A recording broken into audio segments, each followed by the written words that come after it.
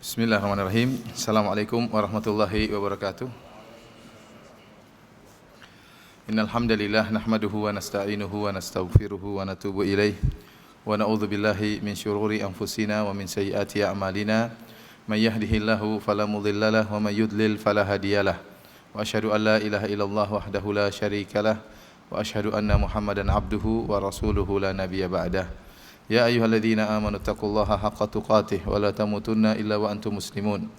Fa inna asdaqal hadithi kitabullah wa khairal huda huda Muhammadin sallallahu alaihi wasallam wa syarrul umuri muhdatsatuha wa kullu muhdatsatin bid'ah wa kullu bid'atin dhalalah wa kullu dhalalatin finnar. Para hadirin dan hadirat yang dirahmati oleh Allah Subhanahu wa taala, demikian juga para pemirsa Radio Roja dan Roja TV yang dimuliakan oleh Allah Subhanahu wa taala. Kita memuji Allah Subhanahu wa taala yang senantiasa memberikan kepada kita rahmat-Nya dan kasih sayang-Nya serta kenikmatan yang tiada henti-hentinya, yang kita berharap Allah Subhanahu wa taala menjadikan kita termasuk dari hamba-hambanya yang pandai bersyukur kepada Allah Subhanahu wa taala. Dan salawat dan salam tercurahkan selalu kepada junjungan kita Nabi Muhammad sallallahu alaihi wasallam dan juga kepada keluarganya, ahlul baitnya, istri-istri beliau dan juga para sahabat beliau tanpa terkecuali. Pada pertemuan kali ini kita masuk pada sesi yang kedua yang membahas tentang kaidah-kaidah dalam memahami nama-nama Allah dan sifat-sifat Allah, ya. Dan saya sudah siapkan lembaran-lembaran kertas yang disimpulkan dari kitab Al-Qawaidul Muthla, ya, karangan dari Syekh Muhammad bin Shalih Al-Utsaimin rahimahullahu taala. Kalau kita ingin baca kitab aslinya terlalu panjang, ya, maka saya berharap dengan ringkasan tersebut mudah-mudahan kita bisa lebih cepat menyampaikannya dan lebih mudah untuk dipahami. Para hadirin dan hadirat yang dirahmati oleh Allah Subhanahu wa taala, kita akan bahas yang pertama kali berkaitan tentang kaidah-kaidah dalam memahami nama-nama Allah. Kaidah-kaidah dalam memahami nama-nama Allah, ya. Ada beberapa kaidah, ya.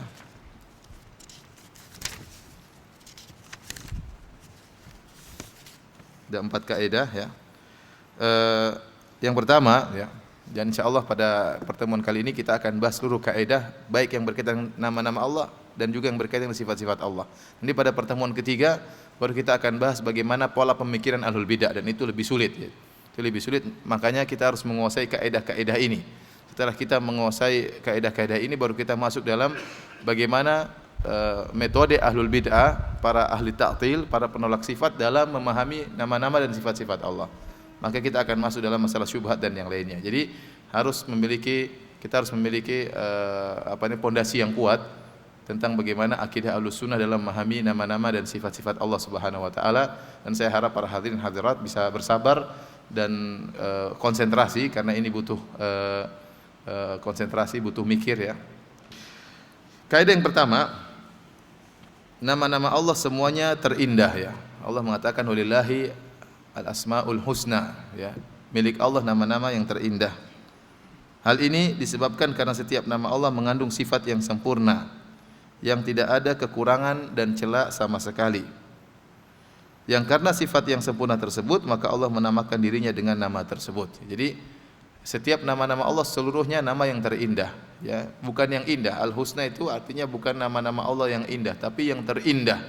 Dia mencapai puncak keindahan, ya, pada puncaknya. Dan itu hanya dimiliki oleh Allah Subhanahu wa taala, ya.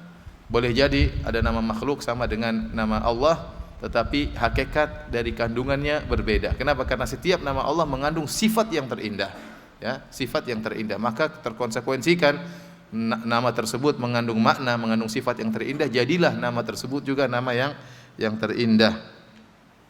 Sebagai contoh, ya, seperti nama Allah Al-Hayyu. Al-Hayyu adalah artinya yang maha hidup, yang maha hidup. Jadi kalau kita artikan dalam bahasa Arab, ini sering saya sampaikan, Al-Hayyu artinya yang hidup. Tetapi karena ini adalah untuk Allah, maka kita kasih tambahan maha. Ini sebagai pembeda antara penamaan kepada makhluk dengan penamaan terhadap Allah. Kalau kepada Allah maka kita tambah dengan maha untuk menunjukkan sifat hidup Allah, ya, tentu jauh berbeda dengan sifat hidupnya makhluk, ya. Al-Hayyu, ya, nama Allah Subhanahu wa taala Hayyu artinya maha hidup, yaitu hidup yang sempurna, yang tidak didahului dengan ketiadaan dan tidak disusuli dengan dan tidak disudahi dengan kesirnaan atau kefanaan. Yang maha hidup ini melazimkan sifat-sifat yang sempurna pula. Karena Allah maha hidup, maka melazimkan sifat-sifat sempurna yang lain seperti maha berilmu, ya, maha berkuasa, maha mendengar, maha melihat, dan yang lain-lainnya. Berbeda dengan sifat hidupnya makhluk. Hidupnya makhluk didahului dari tidak ada menjadi ada. Allah Subhanahu wa taala berfirman, hal ata 'alal insani hinu minad dahri lam yakun syai'an madhkura. Ya. Bukankah telah datang kepada manusia tatkala suatu waktu di mana mereka bukanlah sesuatu dan bukanlah sesuatu yang disebut-sebut. Lam yakun syai'an madhkura. Bukan, dia dulu tidak ada, bahkan bukan cuma tidak ada, tidak pernah disebut-sebut. Ada sesuatu yang tidak ada namun sudah disebut-sebut, ya.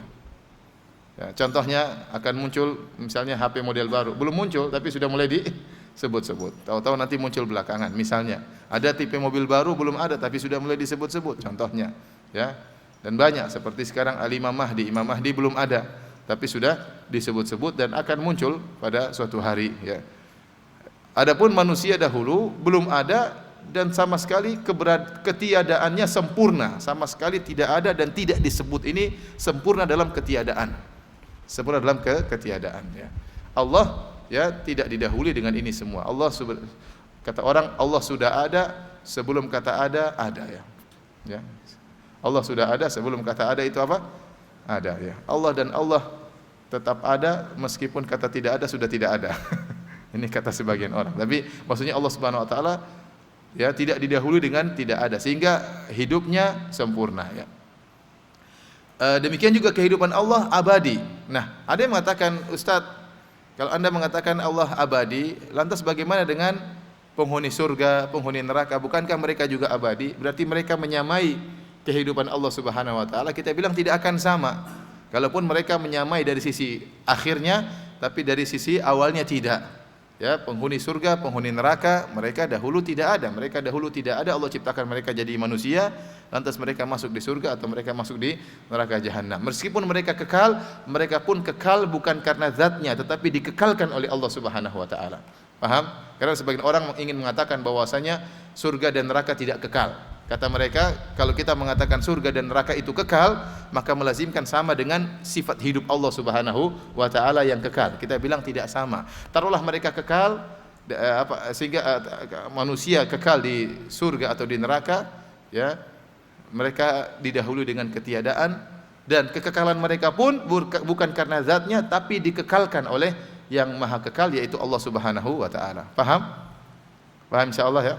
Ini kita berputar-putar kata tapi saya ingin menjelaskan supaya lebih paham. Kemudian sifat hidup Allah, maha hidup Allah Subhanahu wa taala yang dikandung dari kalimat Al-Hayyu. Al-Hayyu nama Allah. Namun nama Allah itu dikatakan kenapa dia indah? Karena kalau saya bertanya kepada para hadirin, kenapa Allah disebut namanya terindah? Karena dia mengandung sifat yang terindah, ya. Karena kandungan di dalamnya. Al-Hayyu, ya, makhluk juga disebut dengan hidup. Tetapi beda antara hidupnya makhluk dengan hidupnya Allah Subhanahu wa taala yang maha hidup, dan kemahahidupan Allah Subhanahu wa taala juga melazimkan ada sifat-sifat yang sempurna yang lainnya seperti maha melihat, maha mendengar, maha kuasa dan yang lainnya.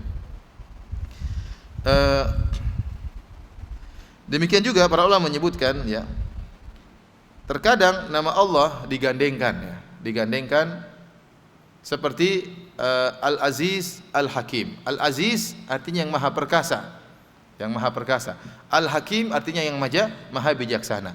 Al-Aziz ini sudah nama terindah sendiri, ya, mengandung sifat izzah, maha perkasa. Al-Hakim mengandung sifat hikmah, yang maha bijak, ya. Masing-masing memiliki keterindahan sendiri-sendiri. Tatkala digabungkan maka memunculkan makna lain. Kata Syekh Muhammad bin Shalih Al-Utsaimin rahimahullah, tatkala digabungkan dua nama ini, digandengkan oleh Allah Subhanahu wa taala, dia memunculkan makna yang lain lagi, keindahan yang baru lagi. Al-Aziz maha perkasa, tidak ada yang bisa mengalahkan Allah Subhanahu wa taala. Al-Hakim maha bijak, Allah Subhanahu wa taala tidak pernah berbuat dengan perbuatan zalim. Semua ciptaan Allah, semua tindakan Allah, semua perbuatan Allah pasti dibangun di atas hikmah, ya. Bahkan dalam penciptaan iblis pun ada hikmahnya. Ya, dalam penciptaan iblis pun ada hikmahnya sebagaimana dijelaskan oleh para ulama ya. Semua perbuatan Allah, semua tindakan Allah, semuanya di atas hikmah, maka dia dinamakan dengan Al-Hakim. Nah, tatkala Al-Aziz dan Al-Hakim digabungkan, maka memunculkan makna yang baru, Al-Aziz dan Al-Hakim. Artinya Allah Subhanahu wa taala ya tidaklah melakukan atau menunjukkan keperkasaannya kecuali di atas hikmah. Di atas apa? Hikmah. Berbeda dengan manusia, kalau seorang manusia mungkin perkasa, maka dia akan menunjukkan keperkasaannya dengan cara-cara yang tidak benar, cara-cara yang zalim. Adapun Allah Subhanahu wa taala keperkasaannya terikat dengan hikmah. Tidak mungkin dia menunjukkan keperkasaannya kecuali dibangun di balik atas hikmah ya. Ya, seperti apa namanya, wa kana Allah afuwan qadira ya.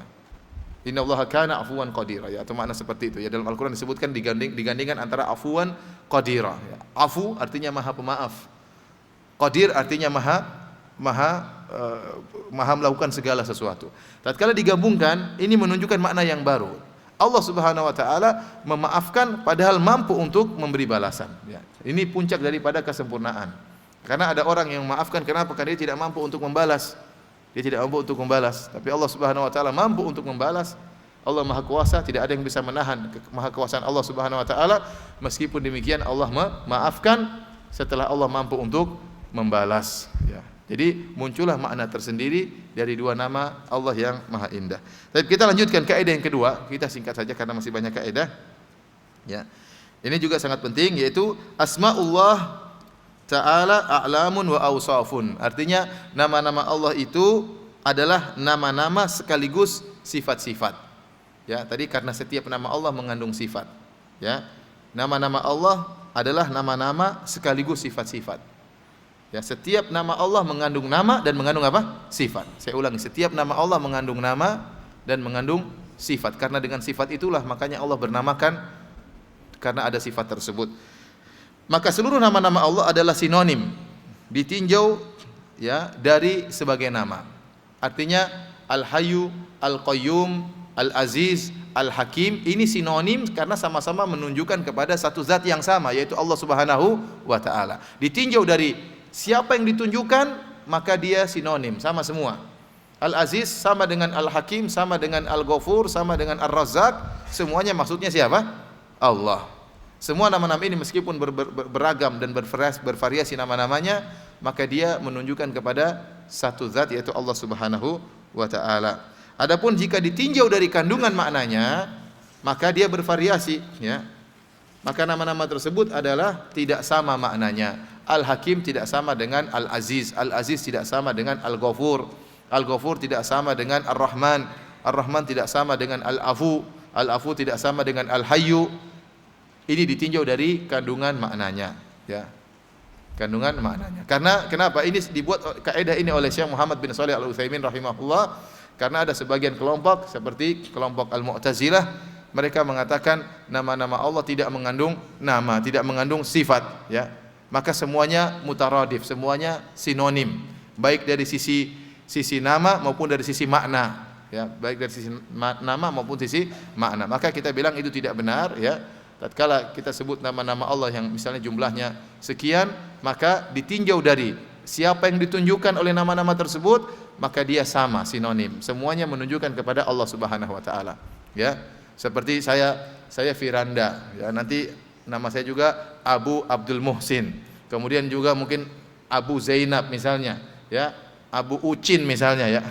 Misalnya ini semua satu orang, siapa saja tetap saja Firanda, ya. Firanda dengan namanya, mungkin gelarnya ini, kunyahnya ini, dan macam-macamnya, semuanya menunjukkan kepada saya. Tapi kalau tatkala diurai, ternyata Abu Abdul Muhsin tidak sama dengan Abu Zainab. Abu Abdul Muhsin bapaknya Abdul Muhsin, anak pertama saya. Abu Zainab ternyata anak yang ketiga saya. Zainab anak ketiga, ya. Berarti maknanya ada berbeda. Berarti Firanda ini punya anak namanya, ada yang namanya Abdul Muhsin, ada yang namanya siapa? Zainab. Sama dengan nama-nama tersebut, Al-Hakim, Al-Ghafur, Ar-Razzaq, semuanya menunjukkan kepada Allah Subhanahu wa taala. Namun kalau kita tinjau dari maknanya, maka Al-Hakim maknanya lain dengan siapa? Dengan Ar-Razzaq. Ar-Razzaq maknanya lain dengan Al-Ghafur. Insyaallah mudah dipahami, ya. Lanjut ya. Baik, kaidah yang ketiga, ya. Asma'ullahi ta'ala tauqifiyatun, ya. La majala lil aql fiha. Artinya nama-nama Allah itu adalah tauqifiyah. Yang dimaksud dengan tauqifiyah itu harus ditetapkan dengan dalil. Tidak ada tempat untuk akal untuk menentukan nama Allah ini enggak boleh, ini yang boleh. Ya, nama Allah adalah ini dengan akal kita enggak boleh. Ya, kita tidak bisa menentukan apa saja nama-nama Allah dengan akal kita. Ya. Kita hanya bisa menentukan nama-nama Allah dengan dalil. Ya. Kenapa? Karena nama-nama Allah memiliki makna yang terindah, Maka tidak boleh kita sembarang menamakan Tuhan kita dengan nama yang kita sukai. Ya, tidak boleh. Ya. Tetapi kita harus mengikuti dalil-dalil yang datang dalam Al-Qur'an dan Sunnah. Ya. Makanya para ulama menyebutkan tidak boleh kita menamakan misalnya Allah dengan nama Bapak, nggak boleh. Ini tidak ada dalilnya. Ya. Kenapa? Kalau kita memberi nama Allah dengan nama tertentu, nanti khawatir melazimkan kelaziman yang keliru. Ya, kita tidak tahu apa yang paling sempurna bagi Allah kecuali Allah sendiri yang lebih tahu. Dan Allah telah menamakan dirinya dengan nama-nama. Maka kita tinggal ikut saja. Jangan kita bikin nama-nama tersendiri karena khawatir nanti di balik kelaziman nama yang kita buat tersebut ada pertama menunjukkan ketidaksempurnaan, terkadang bisa menunjukkan makna yang buruk. Contohnya Bapak. Bapak bisa melazimkan punya anak, ya. Bapak bisa melazimkan punya istri, kan repot seperti itu. Oleh karenanya penamaan Bapak kepada Allah adalah nama yang tidak tepat. Allah tidak pernah menamakan dirinya dengan apa? Dengan Bapak. Contohnya orang-orang ahli filsafat menamakan Allah dengan al-illah al-fa'ilah, yaitu sebab laku, al-illah al-fa'ilah. Dan ini juga kadang-kadang maknanya berbahaya. Seperti mereka mengatakan al-illah at-tamah, illah sebab yang sempurna yang dia pelaku. Ini terkadang membuat makna yang berbahaya sehingga bisa terjerumus dalam mazhab Dahriyah atau mazhab yang mengingkari atau yang menyatakan bahwasanya makhluk ini qadim, azali bersama Allah. Paham azali, ya? Azali itu sesuatu yang tidak dilalui dengan ada. Langsung ada tanpa ketiadaan sebelumnya, ya. Allah qadim, yaitu azali. Allah qadim itu azali. Contohnya begini, ya. Seperti perkataan sebagian falasifah. Mereka mengatakan alam semesta ini berada bersama dengan keberadaan Allah. Jadi bukan Allah dahulu baru kemudian alam. Mereka tidak mengatakan demikian. Mereka mengatakan keberadaan alam ini bersamaan dengan adanya Allah Subhanahu wa taala. Karena Allah itu adalah illah al-fa'ilah at-tammah. Allah adalah sebab pelaku yang sempurna. Dan namanya pelaku yang sempurna itu, ya, pelaku yang sempurna, sebab yang sempurna, maka akibatnya, musababnya tidak akan terlambat, tapi dia muncul bersamaan dengan sebabnya. Sebab itu muncul bersama dengan sebabnya. Mereka menganalogikan seperti matahari. Matahari itu bersama ada dengan cahayanya. Memang matahari sumbernya, tapi dia cahayanya langsung berada bersama bulatan mataharinya, tidak terlambat. Paham maksudnya? Ini syubhat, ya. Ini syubhat. Sehingga mereka mengatakan Allah saking sempurnanya, waktu dia menciptakan tidak ada kata terlambat.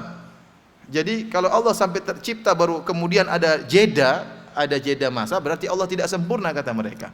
Oleh karenanya alam semesta itu berada bersama dengan Allah Subhanahu wa taala. Makanya mereka menamakan Allah dengan illah al-fa'ilah, illah tammah. Kata mereka adalah sebab yang sempurna yang di mana maf'ulnya atau ma'lulnya atau hasilnya, akibatnya tersebut tidak terlambat dengan sebabnya tapi sempurna. Seperti manusia kalau tatkala masuk di bawah matahari, dia langsung berada dengan bayangannya. Seperti matahari langsung berada dengan apa? Cahayanya, bukan matahari dulu baru cahayanya belakangan. Tapi langsung bersamaan dengan apa? Cahayanya. Dan demikian juga kata mereka Tuhan yang maha sempurna yang mereka namakan dengan illah, sebab yang sempurna, berada bersamaan dengan makhluknya. Ini tidak benar, ya. Tidak benar. Allah Subhanahu wa taala menciptakan belakangan, ya, dan dalil menunjukkan akan hal ini. Allah maha sempurna, tapi kesempurnaan Allah tidak mengharuskan makhluknya bersama Allah, ya. Justru kalau makhluknya bersama Allah berarti Allah tidak sempurna dari sisi maha hidupnya. Berarti ada yang menyamai Allah, paham? Allah maha sempurna, justru di antara kemahasempurnaan Allah, Allah mau menciptakan kapan saja. Mau nanti, mau terserah Allah. Kenapa harus bersama saya, bersama Allah Subhanahu wa taala? Logika mereka sebaliknya. Logika mereka justru kalau Allah itu sempurna, makhluknya harus bersama dengan siapa? Allah. Kita bilang tidak harus demikian. Justru kalau makhluk bersama Allah maka tidak apa? Tidak sempurna. Justru kesempurnaan yaitu sang kreator mau bikin kreasinya kapan saja terserah dia. Makanya Allah mengatakan masalah penciptaan, kata Allah, "Idza arada syai'an an yaqula lahu kun fayakun." Jika Allah menghendaki sesuatu, menciptakan sesuatu, Allah hanya tinggal apa? Kun, jadi, fayakun, maka jadilah. Jadi ada jeda, ya. Oleh karenanya maksud saya, menamakan Allah tidak boleh sembarangan, ya. Karena bisa jadi tidak menunjukkan kesempurnaan dan juga bisa melazimkan makna-makna yang batil. Seperti tadi saya katakan, dinamakan Bapak, Bapak ini bahaya. Bapak ini kita dengar berarti melazimkan punya siapa? Punya anak. Tidaklah dia dikatakan Bapak kecuali dia punya apa? Punya anak, ya. Bahaya Tuhan punya anak. Tidaklah dikatakan dia Bapak kecuali dia punya istri. Dia enggak mungkin jadi Bapak kecuali dia kawin dulu baru punya apa? Punya anak. Ini batil. Sama ilah fa'ilah juga batil, ya. Sebagaimana penamaan orang-orang ahli filsafat. Demikian juga seperti menamakan orang-orang musyrikin yang menggunakan nama-nama Allah diselewengkan untuk digunakan nama-nama berhala seperti Lata, Al-Uzza dan Al-Manat. Ini nama-nama berhala. Kata Allah Subhanahu wa taala dalam surat An-Najm, "Afara'aitumul Lata wal Uzza wa Manata ats-tsalitsata al-ukhra. Alakumudz dzakara wa lahul untha. Tilka idzan qismatun dhiza." Kata Allah Subhanahu wa taala, tidakkah kalian, bagaimana menurut kalian tentang Lata wal Uzza wal Manat? Ini tiga berhalanya orang-orang kafir Quraisy, ya. Lata di mana? Di Taif. Al Uzza di mana? Kemudian Manat di mana, ya. Ini berhala-berhala mereka yang mereka bangga-banggakan. Ternyata Lata itu diambil dari al-ilah. Jadi ada kalimat muzakkar dan kalimat muannats. Muzakkar ini untuk laki-laki, muannats buat perempuan, ya. Ya. Kemudian Al-Uzza diambil dari Al-Aziz. Al-Aziz itu buat laki-laki, Al-Uzza buat perempuan. Karena Tuhan-Tuhan mereka sebut sebagai anak-anak perempuan Allah, putri-putri Allah. Ya, kemudian Al-Manat diambil dari Al-Mannan, diambil untuk Al-Manat. Ini juga tidak benar, menggunakan cuplikan dari nama Allah dipasang kepada nama-nama berhala. Makanya Allah Subhanahu wa taala berfirman, "Walillahil asmaul husna." Hanya milik Allah nama-nama yang terindah. Fad'uuhu biha, berdoalah dengan nama-nama tersebut. Wa dzarul ladzina yulhiduna fi asma'ihi, dan tinggalkanlah orang-orang yang menyimpang dari kebenaran dalam menyebut nama-nama Allah. Sayujzauna ma kanu ya'malun, nanti mereka akan mendapatkan balasan terhadap apa yang mereka telah kerjakan. Ini peringatan keras. Makanya dalam masalah nama-nama Allah tidak boleh sembarang. Barang siapa yang mensikapi nama Allah dengan sembarang, dengan memasang nama Allah sembarangan atau memberi nama Allah secara sembarangan, maka dia terancam dengan ayat ini. Kata Allah Subhanahu wa taala, tinggalkanlah orang-orang berbuat ilhad, penyimpangan. Ilhad itu penyimpangan, ya. Seperti makanya orang kalau meninggal dibuat lahat. Lahat itu apa? Bolongan yang dibuat menyimpang. Jadi ilhad namanya apa? Penyimpangan. Nah, orang yang melakukan penyimpangan dengan nama-nama Allah bahaya, ya. Bahaya, mereka diancam dengan azab. Kata Allah, sayujzauna ma kanu ya'malun. Mereka akan dibalas atas apa yang mereka lakukan. Di antara penyimpangan tadi, ya, mereka tidak memberi nama Allah dengan sesuai dalil. Adapun kita Ahlus Sunnah wal Jamaah, kita tidak berani memberi nama Allah kecuali dengan dalil, karena tidak ada yang mengetahui kesempurnaan Allah kecuali Dia sendiri. Dia yang paling tahu dan Dia yang berhak memberi nama-nama kepada dirinya, ya. Adapun beri nama bapa atau ilah fa'ilah, sebab yang pelaku Bapa, kemudian atau menggunakan nama-nama Allah kepada berhala-berhala, maka ini semua adalah penyimpangan dan diancam dengan neraka jahanam. Baik, kita lanjutkan. Sampai sini paham? Paham insyaallah, ya. Kita lanjutkan. Kaidah yang keempat. Kaidah yang keempat. Asmaullah taala ghairu mahsuratin bi adadin muayyanin. Artinya jumlah nama-nama Allah tidak dibatasi dengan angka tertentu. Jumlah nama-nama Allah tidak dibatasi dengan angka tertentu. Ya, banyak dari kaum muslimin menyangka jumlah nama Allah cuma 99, ya.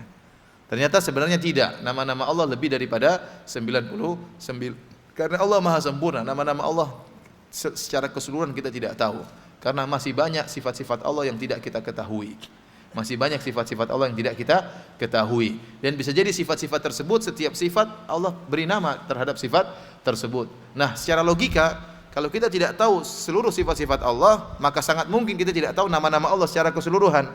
Karena sifat-sifat indah Allah biasanya dijadikan nama oleh Allah Subhanahu wa taala, ya. Oleh karenanya Nabi sallallahu alaihi wasallam mengatakan, la uhsi thana'an 'alaik, anta kama athnaita 'ala nafsik. Kata Nabi, ya Allah, saya tidak mampu untuk memujimu sebagaimana seharusnya. Saya tidak mampu. Ya. Anta kama athnaita 'ala nafsik. Engkau sebagaimana pujian engkau terhadap dirimu sendiri. Nabi menggunakan nama-nama Allah untuk muji. Di antara cara kita memuji Allah, kita sebut nama-namanya, nama Allah. Wal Hayyul Qayyum, Ya Ghafur, Ya Rahman. Ini pujian kepada Allah. Karena setiap nama mengandung sifat. Tatkala kita menyebut nama-nama Allah begitu banyak, kita sedang memuji Allah Subhanahu wa taala. Kenapa? Setiap nama mengandung sifat. Nah, ternyata banyak sifat-sifat Allah yang tidak kita ketahui. Kita tidak mampu untuk memuji nama Allah sebagaimana seharusnya. Sebagaimana perkataan Rasulullah SAW, itu Rasulullah SAW yang paling tahu tentang Allah. Beliau mengatakan, la uhsi thana'an 'alaik. Saya tidak mampu memuji engkau, ya Allah, sebagaimana seharusnya. Anta kama athnaita 'ala nafsik. Engkau memuji dirimu sesuai dengan yang kau puji.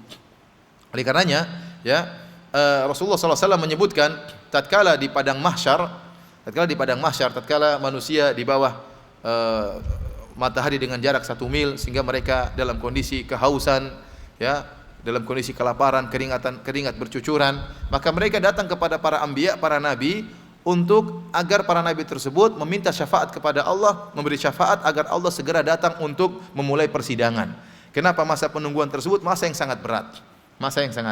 Maka mereka datang kepada Nabi Adam alaihissalam. Nabi Adam beruzur, tidak bisa. Dia mengatakan, saya pernah melanggar, Allah melarang saya mendekati suatu pohon, saya dekati. Kemudian datang kepada Nabi Nuh juga minta uzur. Nabi Ibrahim juga minta uzur, saya pernah berdosa 3 kali, kata Nabi Ibrahim alaihissalam. Kemudian kepada Nabi Musa, kepada Nabi Isa, akhirnya kepada Nabi Muhammad sallallahu alaihi wasallam. Maka Nabi Muhammad sallallahu alaihi wasallam kemudian sujud. Kemudian kata Rasulullah SAW, saya pun memuji Allah dengan pujian-pujian yang Allah bukakan kepadaku, la uhsinu hal'an. Sekarang saya tidak mampu untuk memuji dengan pujian tersebut. Jadi pujian-pujian tersebut baru diajarkan kepada Nabi tatkala Nabi sujud nanti di padang mahsyar agar Allah datang beri syafaat. Ini berarti Rasulullah SAW belum dibukakan seluruh pujian-pujian bagaimana muji Allah yang seharusnya. Kenapa? Karena sifat Allah kita tidak bisa mengetahuinya dengan sempurna. Kalau kita sudah lihat Allah langsung, mungkin maka akan kita semakin bertambah pengetahuan kita tentang bagaimana sifat-sifat Allah Subhanahu wa taala. Maka ini melazimkan, ya, bahwasanya nama-nama Allah ada yang tidak kita ketahui. Kenapa? Karena banyak sifat-sifatnya yang belum kita ketahui. Paham maksudnya? Ya. Paham ya? Ya. Di antara dalil akan hal ini adalah hadis, ya, yang saya nukilkan di kertas tersebut, di lembaran tersebut. Apa kata Rasulullah SAW? Ma qala abdun qat idza asabahu hammun aw hazanun. Tidaklah seorang hamba tatkala ditimpa dengan kesedihan, kegelisahan, ya, kemudian dia berkata, Allahumma inni abduk ibnu abdik. Ini doa kalau kita sedih, ya. Kalau kita sedih, antum hafalkan doa ini. Apalagi antum yang sering sedih, ya. Sedih mungkin karena kekurangan ekonomi, sedih mungkin karena gaji tertunda, banyak kesedihan. Sedih mungkin lagi sakit, mungkin sedih lagi masalah sama orang tua, mungkin sedih lagi diomelin istri, macam-macam sebab kesedihan. Maka baca doa ini supaya kesedihan itu hilang. Apa doanya? Allahumma inni abduk ibnu abdik. Ya Allah, sungguhnya aku adalah hambamu dan hamba anak dari hambamu. Ibnu amatik, dan aku adalah putra dari hamba perempuanmu, dari ibuku maksudnya. Nasiyati biyadik, ya, ubun-ubunku berada di tanganmu.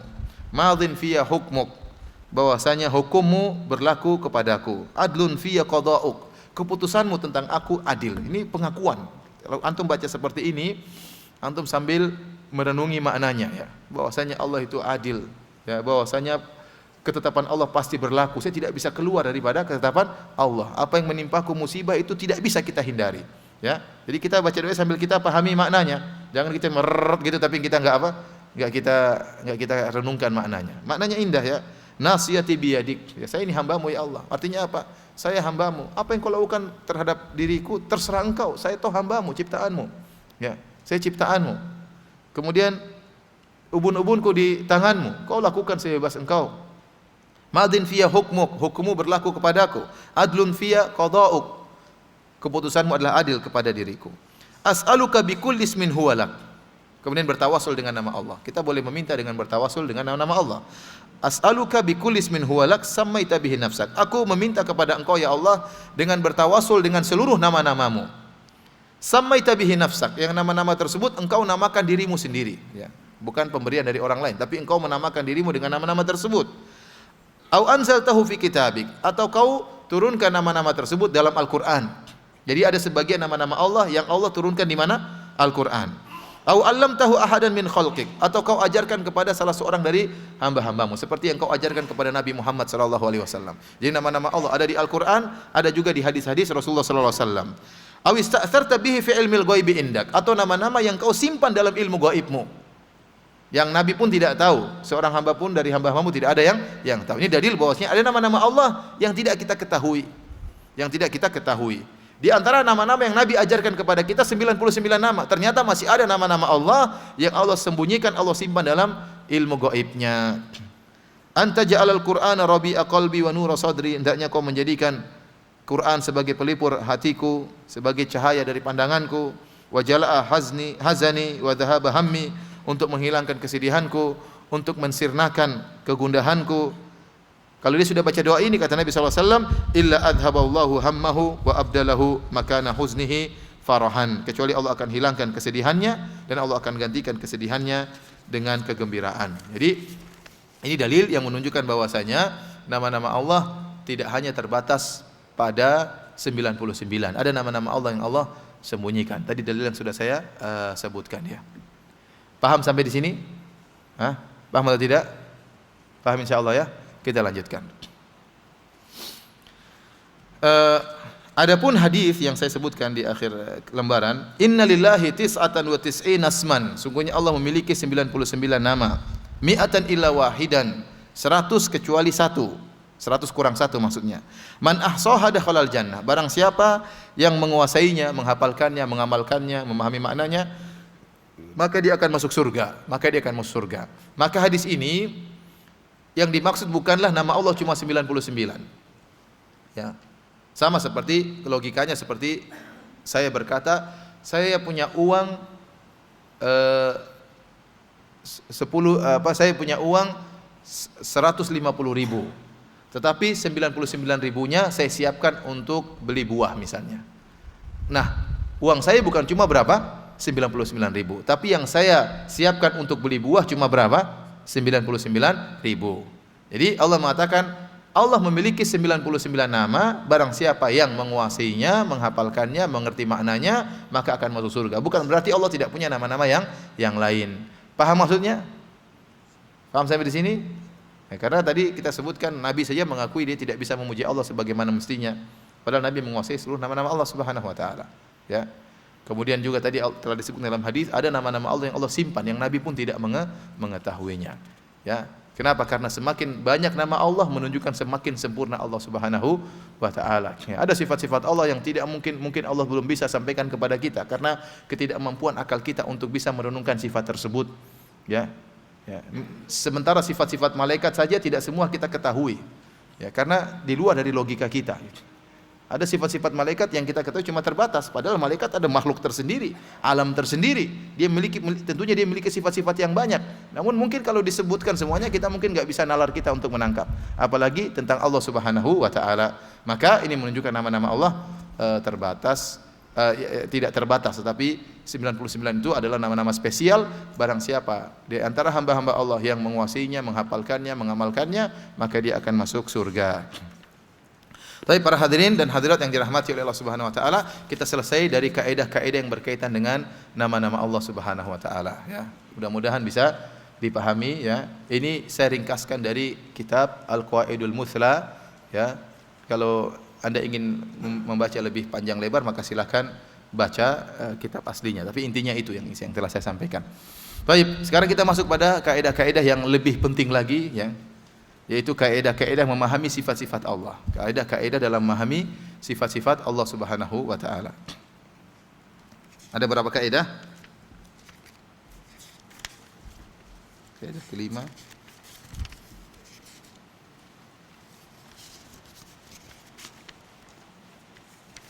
Kaidah keenam atau kaidah kelima dua kali itu kaidah keenam. 6 kaidah ya. 6 kaidah. Baik, kaidah yang pertama ya. Kaidah pertama, seluruh sifat-sifat Allah adalah sifat-sifat yang sempurna. Tidak ada kekurangan dan tidak ada celah sedikit pun dari sisi manapun. Ya, karena Allah adalah Tuhan. Ya, Tuhan tidak boleh ada celahnya, Tuhan tidak boleh ada kekurangannya. Dia adalah maha sempurna dalam segala hal. Ya, maka sifat-sifatnya maha sempurna. Allah berfirman, walillahil mathalul a'la, dan bagi Allah sifat tertinggi. Mathalul a'la artinya sifat al-wasful a'la, artinya sifat yang tertinggi, sifat yang tertinggi. Ya. Karenanya kalau kita mengetahui bahwa seluruh sifat Allah adalah sifat yang maha sempurna, berarti melazimkan karenanya seluruh sifat yang merupakan sifat kekurangan atau celaan dan aib maka mustahil menjadi sifat Allah. Contohnya seperti kematian. Tidak mungkin Allah memiliki sifat mati karena bertentangan dengan sifat al-hayyu, sifat maha hidup Allah Subhanahu wa taala yang tidak didahului, tidak diakhiri dengan ketiadaan atau kefanaan atau kesirnaan atau kematian. Ya. Kemudian contohnya seperti sifat bodoh, sifat lupa, ini enggak mungkin bagi Allah karena ini semua adalah sifat celak. Dan Allah tidak mungkin tercela sama sekali. Dari sisi manapun tidak ada celaan bagi Allah Subhanahu wa taala. Seperti sifat lelah, capek, sifat buta, sifat tuli, bisu dan lain-lain, ya. Nabi Ibrahim alaihissalam waktu mendakwahi bapaknya, dan bapaknya Azar, ya, tukang bikin patung, ya. Jadi bapaknya ini bikin patung, ada produksi Tuhan, ya. Tuhan ya, Pak. Mungkin dijual belikan Allah alam bisawab, ya. Intinya dia bikin Tuhan. Maka Nabi Ibrahim tegur, ya abati lima ta'budu ma la yasma'u wa la yubsiru wa la yughni anka syai'a. Ya wahai ayahanda, kenapa kau menyembah patung yang tidak bisa melihat, tidak bisa mendengar dan tidak bisa beri manfaat kepada engkau sama sekali? Seperti ini tidak pantas menjadi Tuhan. Seperti yang tidak sempurna tidak pantas menjadi Tuhan. Bagaimana Anda minta kepada mayat dalam kuburan sementara mayat tersebut tidak bisa menolong dirinya sendiri. Dia tidak bisa menolak kematian. Bagaimana minta kepada mayat sementara dia tidak bisa apa-apa? Wong dia tidak bisa sholat maka kita yang sholatkan, dia tidak bisa berdoa lagi maka kita yang berdoa, kita yang mendoakan, dia tidak bisa lagi pakai baju maka kita yang kafankan, dia tidak bisa lagi pulang ke rumahnya maka kita yang angkat untuk masukkan ke dalam liang lahat. Kemudian kita minta kepada mayat seperti ini tidak pantas untuk diminta. Tidak pantas kita minta kepada Nabi Muhammad SAW. Nabi sendiri tidak bisa, ya, tidak sempurna. Beliau sakit, beliau lelah, ya. Beliau terkadang ditimpa dengan ketakutan, beliau terkadang sedih, beliau terkadang menangis. Ini tidak pantas bagi Tuhan seperti ini. Bagaimana kita minta kepada seorang nabi, Nabi Muhammad kah sallallahu alaihi wasallam ataukah Nabi Isa? Ya. Maka namanya Tuhan harus sempurna. Tuhan harus sempurna. Oleh karenanya waktu Rasulullah SAW berbicara tentang Dajjal, karena Dajjal itu ngaku sebagai Tuhan. Ya. Dan Rasulullah SAW sebutkan, Inna rabbakum laisa bi'a'war. Ya. Adapun Dajjal itu a'war, ainul yumna, ya. Kata Rasulullah SAW, sungguhnya Rabb kalian tidak buta sebelah. Adapun Dajjal meskipun dia mengaku sebagai Tuhan, dia tidak pantas menjadi Tuhan. Kenapa? Matanya buta sebelah.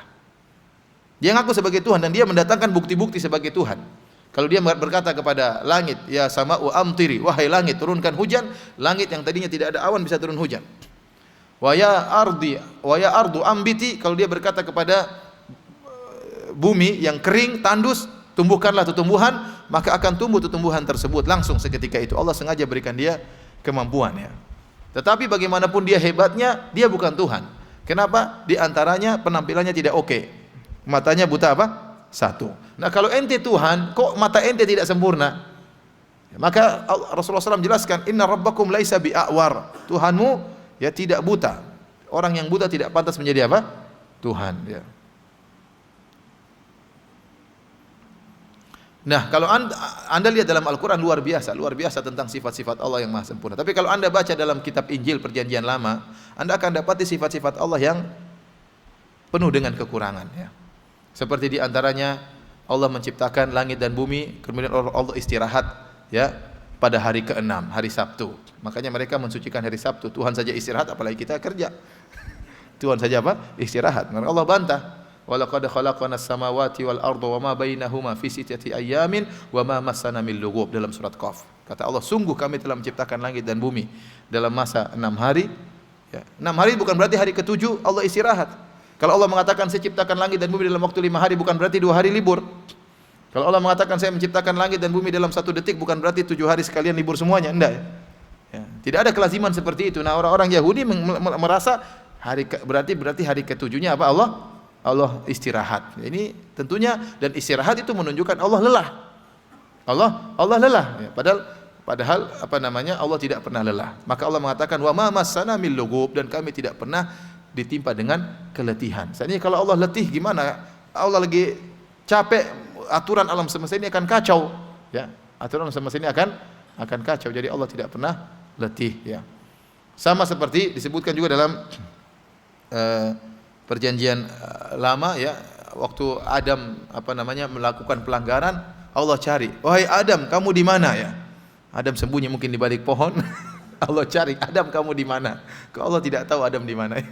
Artinya ini celaan bagi Allah Subhanahu wa taala. Ini tidak ada dalam Al-Qur'an, tapi dalam kitab-kitab terdahulu ada, tentunya yang sudah menyimpang, ya, tentunya yang sudah menyimpang.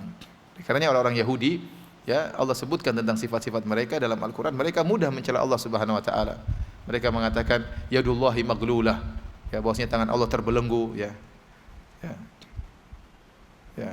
Innallaha faqirun wa nahnu agniya, kata mereka, Allah yang butuh, kami kaya, Allah yang butuh dengan kita misalnya. Makanya mereka mensifati Allah dengan sifat-sifat yang buruk, dan itu tentunya tidak pas bagi Allah Subhanahu wa taala. Nah, kalau Allah saja mereka cela, apalagi para nabi. Makanya kita dapati mereka mencela para nabi luar biasa. Ada nabi yang mabok, ada nabi yang berhubungan dengan anaknya sendiri, ada nabi yang bikin makar dan macam-macamnya, ya. Ini tidak akan kita dapati dalam Al-Qur'anul Karim. Ya. Kemudian karenanya, poin yang kedua, ya, jadi poin pertama, karena Allah sifatnya maha sempurna, maka seluruh sifat yang ada kekurangan atau celaan, maka tidak pantas untuk ditetapkan bagi Allah Subhanahu wa taala, ya.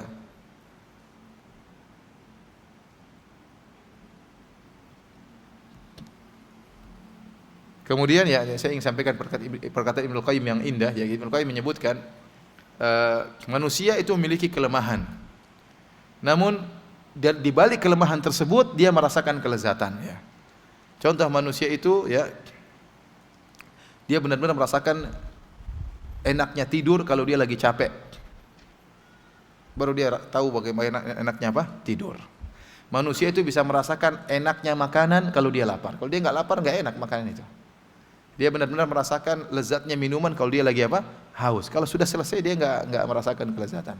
Jadi di balik kelemahan dan kekurangan manusia ada kelezatan yang Allah berikan. Ini diantara maha baiknya Allah kepada hamba-hambanya. Tapi poin kedua, jika ada suatu sifat yang sempurna dalam sebagian kondisi dan tercela dalam kondisi yang lain, maka tidak boleh disifati, Allah tidak boleh disifati dengan sifat tersebut secara mutlak. Akan tapi disifati dengan sifat tersebut tatkala dalam kondisi di mana sifat tersebut sempurna. Contohnya seperti sifat makar dan sifat khida, menipu, ya. Khida ini tercela, tetapi tidak tercela bagi orang yang menipu juga. Justru ini sempurna. Ada orang menipu kita, kita balas dengan penipuan, nipu dia juga, berarti kita sempurna. Kita bisa balas penipuan dia. Ada orang buat makar kepada kita, rencana buruk, kita balas rencana buruk tersebut. Dia tidak berhasil, kita yang berhasil, maka menunjukkan kita sempurna. Jadi seperti firman Allah, wa yamkuruna wa yamkurullah. Mereka berbuat makar dan Allah juga berbuat makar. Tidak boleh kita memberi sifat kepada Allah, Allah pembuat makar. Tidak boleh. Tapi kita mengatakan Allah berbuat makar kepada yang berbuat makar. Ini boleh. Tapi kalau kita hanya mengatakan di antara sifat-sifat Allah pembuat makar, nggak boleh seperti ini. Nggak boleh. Di antara sifat-sifat Allah menipu, nggak boleh. Tapi kita bilang Allah menipu orang-orang yang penipu. Ya. Dan ini nggak jadi masalah, ya. Baik, ini kaidah yang pertama. Kita lanjutkan pada kaidah yang kedua. Kaidah yang kedua, babus sifat ausa'u min babil asma. Bahwasanya pembahasan tentang sifat Allah lebih luas dari pembahasan tentang nama-nama Allah. Ya. Jadi sifat lebih luas daripada nama-nama Allah. Kenapa? Karena setiap nama mengandung sifat. Dan ada juga sifat-sifat Allah yang berkaitan dengan perbuatan-perbuatan Allah. Dan perbuatan-perbuatan Allah tiada ujung dan tiada habisnya. Jadi setiap sifat-sifat Allah, setiap nama-nama Allah pasti mengandung sifat. Namun tidak semua sifat Allah dijadikan nama. Belum lagi kita berbicara tentang perbuatan-perbuatan Allah. Perbuatan Allah fa'alu lima yurid. Kata Allah, Allah melakukan apa yang Allah kehendaki, tiada ujung-ujungnya. Ya. Oleh karenanya pembicaraan tentang sifat lebih luas daripada nama. Kenapa? Karena setiap nama pasti mengandung sifat. Tetapi tidak setiap sifat diambil darinya nama. Paham? Jadi ada namanya nama, kemudian sifat, lebih luas lagi, kemudian ada ikhbar, pengkabaran, lebih luas lagi. Ya. Nama-nama Allah mengandung sifat. Ada sifat-sifat Allah seperti sifat al-maji, ya, Allah datang, ya, tidak kita namakan Allah namanya yang datang, tidak diambil nama darinya. Seperti al-ityan, seperti Allah ya akhadha, Allah mengambil, tidak kita tidak menamakan Allah dengan al-akhidh, sang pengambil, tidak ya. Tapi dia memiliki sifat mengambil, misalnya menahan, ya, menghantam. Ini di antara sifat-sifat Allah Subhanahu wa taala, ya. Bab pengkhabaran lebih luas lagi, mengkhabarkan dengan lafal kita, bukan dalam lafal dalam Al-Qur'an, tetapi maknanya benar. Contohnya kita mengatakan Allah adalah yang maha wujud, yang maha ada. Ini dalam Al-Qur'an tidak ada, ya. Tetapi kita mengkhabarkan, dan itu maknanya benar. Jadi saya ulangi, bab nama, pembahasan tentang nama lebih sedikit, ya. Lebih luas lagi apa? Sifat, ya. Kalau kita buat himpunan, maka himpunan yang paling kecil, irisan paling kecil adalah nama. Kemudian yang lebih luas lagi apa? Sifat. Kemudian lebih luas lagi apa? Pengkhabaran. Bedanya ada sifat dengan pengkhabaran. Sifat kita menyebutkan tentang Allah dengan sifat-sifat yang ada dalam dalil, baik Al-Quran maupun hadis. Adapun pengkhabaran, kita bisa mengkhabarkan tentang Allah, tidak mesti terikat dengan lafal-lafal Al-Quran dan hadis, tapi maknanya benar. Sebenarnya kita mengatakan Allahu azali. Tidak ada dalam Al-Quran dan hadis Allah itu azali. Tetapi ini kita paham Allah itu apa? Azali. Pengkhabaran bahwasanya Allah azali. Paham?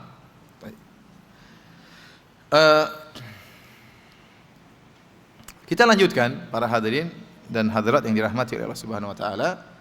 Kaidah yang ketiga, ya. Sifatullah ta'ala tanqasimu ila qismain, thubutiyah wa salbiyah. Sifat-sifat Allah bisa kita klasifikasikan menjadi dua, yaitu sifat-sifat thubutiyah, yaitu sifat-sifat yang ditetapkan, dan sifat-sifat salbiyah. Salbiyah itu sifat yang dinafikan oleh Allah, ditolak oleh Allah Subhanahu wa taala. Sifat-sifat Allah bisa kita klasifikasikan menjadi dua. Saya ulangi, sifat-sifat thubutiyah yaitu sifat-sifat yang ditetapkan oleh Allah, dan sifat-sifat salbiyah, sifat-sifat yang ditolak oleh Allah Subhanahu wa taala. Nah, sifat-sifat subutiyah adalah sifat-sifat yang ditetapkan oleh Allah dalam Al-Quran ataupun melalui lisan Rasulullah SAW, melalui hadis-hadis yang sahih. Dan seluruhnya adalah sifat-sifat yang sempurna, tidak ada kekurangan dan celahnya sedikit pun. Seperti sifat ilmu, sifat hidup, sifat mendengar, ya. Ini semuanya sifat-sifat sempurna. Tadi sifat hidup telah kita jelaskan, bagaimana Allah Subhanahu wa taala maha hidup, ya. Kemudian juga misalnya sifat mendengar, ini sering saya sampaikan juga, Allah maha mendengar, pendengarannya tidak seperti pendengaran manusia. Allah Subhanahu wa taala, ya, mendengar dengan tanpa batas. Saya sudah sampaikan tatkala para jemaah haji berkumpul di padang Arafah dengan jumlah mungkin jutaan, ya, baik haji yang resmi maupun haji koboi maupun haji yang tidak resmi, jumlahnya sampai mungkin 5 juta, ya. Kemudian semuanya mengadakan tangan mereka dalam waktu yang sama di siang hari dengan permintaan yang berbeda-beda, dengan bahasa yang berbeda-beda, maka Allah maha mendengar seluruhnya meskipun diungkapkan dalam satu waktu. Beda kalau kita manusia, ada orang baru berbicara, 3 orang berbicara dengan bahasa yang sama, dengan pembahasan yang berbeda-beda, kita sudah tidak bisa menangkap seluruhnya. Kita pasti bilang yang 2 diam dulu, 1 dulu ngomong. 3-tiganya curhat, repot, ya. 1 ya curhat, yang 2 diam dulu. Kenapa? Pendengaran kita terbatas, penangkapan kita terbatas, ya. Adapun pendengaran Allah tanpa batas, ya. Saya selalu menyampaikan tentang kisah Nabi Sulaiman alaihissalam, ya. Tatkala Nabi Sulaiman sedang berjalan dengan pasukannya, kemudian tiba-tiba, ya, ala wadi namlah. Kemudian Nabi Sulaiman ingin melewati lembah semut, ya. Tiba-tiba qalat namlatun, waktu Nabi Sulaiman akan dengan pasukannya melewati lembah semut, tiba-tiba ada seekor semut yang berkata, "Ya ayuhan namlu udkhulu masakinakum la yahtimannakum Sulaiman wa junuduhu wa hum la yash'urun." Tiba-tiba seekor semut berkata, "Wahai semua yang merasa semut, ya, masuklah kalian ke dalam rumah-rumah kalian. Jangan sampai kalian ketindis sama Sulaiman, keinjak sama Sulaiman dan pasukannya sementara mereka tidak sadar." Fatabassama dhahikan min qawliha. Maka Nabi Sulaiman pun tertawa bahagia, gembira tatkala mendengar perkataan semut tersebut. Ini luar biasa, Nabi Sulaiman pendengarannya tajam. Kenapa? Karena Nabi Sulaiman alaihissalam, ya, beliau minimal naik kuda. Kalau enggak naik kuda, beliau sedang naik awan. dan jarak antara kuda dengan semut tentunya bermeter-meter kan. Kemudian apalagi kalau naik awan mungkin puluhan meter ya, atau mungkin ratusan meter. Itu pun semut yang ngomong Nabi Sulaiman dengar. Ya. Sementara kalau kita ada semut di pundak kita lagi ngobrol, 2 ekor semut, kita nggak tahu dia ngobrolin apa. Mungkin lagi mencaci maki kita nggak tahu ya. Ininya bau katanya, kita nggak tahu. Artinya luar biasa itu.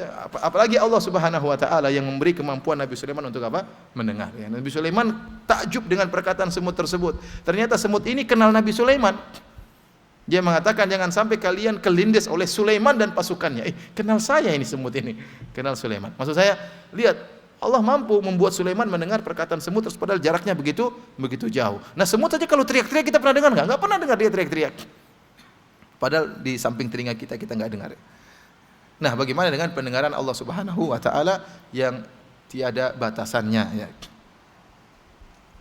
Seperti sifat ilmu Allah Subhanahu Wa Taala. Ilmu Allah meliputi segala sesuatu. Wasi'a kulla syai'in ilma. Ilmu Allah meliputi segala sesuatu. Ma yakunu min najwa thalathatin illa huwa rabi'uhum wala khamsatin illa huwa sadisuhum. Wala adna min dzalik wala aktsara illa huwa ma'ahum aina makan. Kata Allah Subhanahu wa taala, tidak ada 3 orang berbisik-bisik kecuali Allah yang keempatnya. Allah tahu apa yang mereka bisikan. Tidak ada 4 orang berbisik-bisik, 5 orang kecuali Allah yang keenamnya. Ya, semuanya Allah tahu ya. Sampai Allah mengatakan, "Wa ma tasqutu mi waraqatin illa ya'lamuha." Tidak ada satu daun pun yang terjatuh kecuali Allah tahu. Antum tahu berapa triliun daun yang ada di alam semesta ini? Di ujung belantara Amerika, belantara Australia, jauh-jauh belantara Irian Jaya lah, dekat-dekat. Ada daun begitu banyak, ada satu yang jatuh, Allah tahu jatuhnya bagaimana, kapan jatuhnya, Allah kenapa? Karena semua ciptaan Allah. Ya. Wala ratbin wala yabisin, semuanya baik yang basah maupun yang kering, yang tertanam dalam lautan, yang tertanam dalam perut bumi, semuanya Allah tahu. Kenapa? Karena itu semua ciptaan Allah. Allah mengatakan, "Ala ya'lamu man khalaq." Tidakkah yang menciptakan tahu dengan apa yang dia ciptakan? Selama itu ciptaan Allah, maka Allah tahu tentang hasil ciptaannya. Maka sampai daun yang jatuh pun Allah tahu. Ya. Bahkan Allah mengatakan kata Allah Subhanahu wa taala, ya, innahu alimun bidzati sudur. Allah mengetahui isi hati manusia. Gerakan hati kita Allah tahu. Kita lagi mikirin apa Allah tahu. Kita lagi rencana apa Allah tahu. Kita ikhlas atau tidak Allah tahu. Gerak-gerik hati kita Allah Maha tahu, tidak bisa kita pungkiri. Ya. Wa'lamu annallaha ya'lamu ma fi anfusikum fahdharuh. Kata Allah, ketahuilah Allah mengetahui apa yang ada dalam jiwa-jiwa kalian, maka waspadalah, hati-hatilah. Jadi kita bermuamalah dengan Allah bukan cuma bermuamalah tatkala lagi ngomong, tatkala lagi berbuat, hati pun hati-hati. Apa yang terbesit dalam hati kita pun diawasi oleh Allah Subhanahu wa taala. Jadi inilah sifat Allah, maha ilmu Allah Subhanahu wa taala. Adapun sifat salbiyah, sifat-sifat salbiyah adalah sifat-sifat yang dinafikan oleh Allah dari dirinya atau dalam Al-Qur'an atau dinafikan oleh Rasulullah sallallahu alaihi wasallam. Seperti sifat mati, tidur, kebodohan, ya. Kata Abu Bakar radhiyallahu anhu tatkala Rasulullah SAW meninggal dunia, sebagian orang mengingkari, di antaranya Umar bin Khattab radhiyallahu anhu, tidak percaya kalau Nabi SAW meninggal. Ya. Maka Abu Bakar mengatakan, "Man kana ya'budu Muhammadan fa inna Muhammadan qad mat. Wa man kana ya'budullah fa inna Allaha hayyun la yamut." Barang siapa yang menyembah Muhammad, maka Muhammad telah mati. Kalau dia sembah Muhammad, sembahnya sudah mati. Wa man kana ya'budullah, barang siapa yang menyembah Allah, fa inna Allaha hayyun la yamut, maka Allah Maha hidup dan tidak akan mati. Di sini Abu Bakar menafikan sifat kematian. Allah tidak akan mati. Ya. Contohnya seperti tidur, ya, Allah tidak la ta'khudhuhu sinatun wala naum. Allah tidak ditimpa dengan tidur, bahkan ngantuk pun tidak. Karena ngantuk itu menunjukkan keletihan. Allah tidak letih dan Allah tidak ngantuk, apalagi istirahat total hari Sabtu tentunya tidak dilakukan oleh Allah Subhanahu wa taala. Taib. Ada kaidah yang penting, ya, dalam kaidah Ahlussunnah. Kalau kita menafikan sesuatu sifat dari Allah, maka melazimkan kita harus menetapkan lawannya yang sempurna. Seperti kita menafikan sifat ngantuk dan sifat tidur, maka kita mengatakan Allah memiliki sifat terjaga yang sempurna, Allah Maha hidup yang sempurna. Adapun sekedar penafian tanpa menetapkan lawannya, maka ini bukan pujian. Saya ulangi, kalau kita menafikan sesuatu tanpa menetapkan lawannya yang sempurna, maka ini bukan pujian. Seperti saya mengatakan tembok tidak zalim. Berarti saya puji tembok, saya tidak puji dia. Ya, karena memang tidak bisa apa-apa tembok tersebut. Ya. Ya. Kapan saya memuji sesuatu? Kalau saya menafikan kemudian saya tetapkan sifatnya yang berlawanan, yang sempurna. Saya mengatakan Allah tidak tidur, Allah tidak ngantuk. Maksudnya apa? Maksudnya Allah maha sempurna dalam keterjagaan. Allah maha sempurna dalam pemeliharaan. Allah maha sempurna dalam penglihatan. Allah maha sempurna dalam kehidupan. Itu baru namanya memuji. Adapun sekedar menafikan, maka ya tidak ada pujian bagi Allah. Seperti orang-orang Jahmiyah. Kalau ditanya bagaimana sifat Tuhanmu, mereka menolak semua sifat. Kata mereka, Allah tidak bicara, Allah tidak melihat, Allah tidak mendengar, Allah tidak berilmu. Kenapa? Kalau kita tetapkan sifat-sifat ini, maka kita samakan Allah dengan makhluk dan kita syirik. Kalau Anda bilang Allah berbicara sama dengan makhluk, manusia juga berbicara. Anda mentasbih, mensamakan Allah dengan makhluk, maka Anda musyrik. Maka sifat mereka kepada Allah, mereka nafikan semua. Allah tidak mendengar, Allah tidak melihat, Allah tidak ini, Allah tidak bodoh, Allah tidak ini, tidak semuanya, tanpa menafikan sifat yang sempurna. Maka ini penafian, hanya sekedar penafian tanpa menetapkan lawannya yang sempurna, itu bukan pujian. Kapan kita memuji? Kalau kita tetapkan lawannya. Ya. Contohnya, kenapa? Karena bisa jadi penafian sifat kekurangan tersebut karena memang zatnya tidak bisa menerima sifat tersebut. Seperti saya berkata, al-jidar la yazlim, tembok itu tidak berbuat zalim. Ya. Karena tembok tidak bisa berbuat adil dan tidak juga bisa berbuat apa? Zalim. Maka tatkala saya menafikan sifat zalim dari tembok, tidak ada pujian bagi tembok karena asalnya memang dia tidak bisa menerima sifat zalim ataupun adil. Ya, dia benda mati, selesai urusan.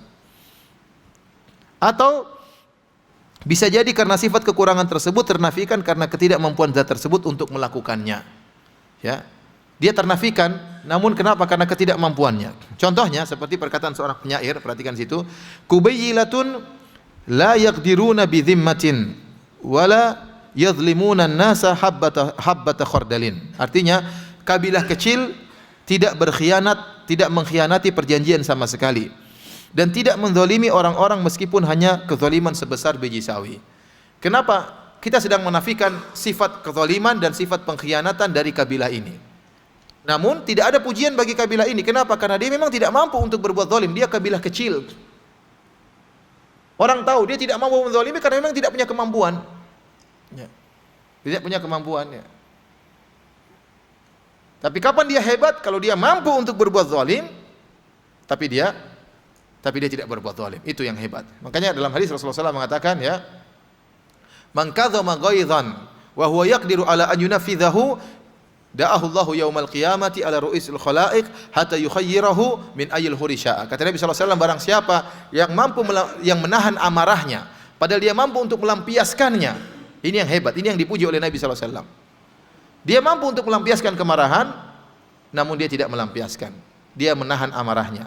Maka dia akan datang pada hari kiamat, Allah akan panggil dia di hadapan khalayak sampai Allah suruh pilih dia, memilih bidadari mana yang dia sukai, ya. Beda kalau memang dia tidak bisa membalas, memang dia kecil, tidak bisa apa-apa. Ini tidak ada sifat pujian bagi dia.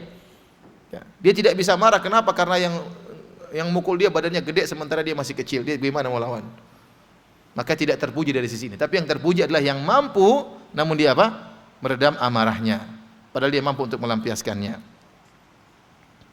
Kemudian penyair berikutnya berkata, walakin qaumi wa in kanu dzawi hasabin laisu minasyarri fi syai'in wa inhana. Akan tapi kaumku meskipun mereka berkedudukan, akan tapi mereka sama sekali jauh dari keburukan meskipun mudah bagi mereka untuk melakukannya. Ini baru terpuji. Ya.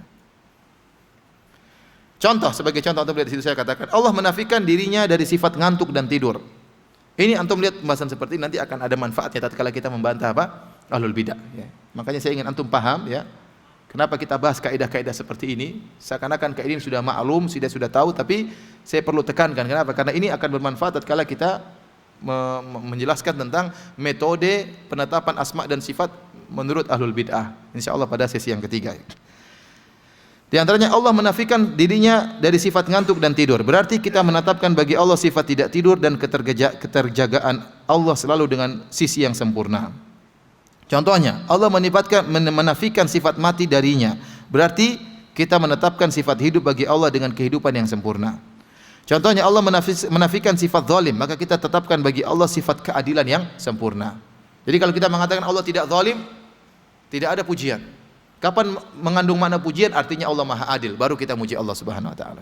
Sekedar mengatakan Allah tidak zalim itu bukan pujian. Tapi kalau kita mengatakan tidak zalim berarti Allah Maha Adil, itu baru pujian.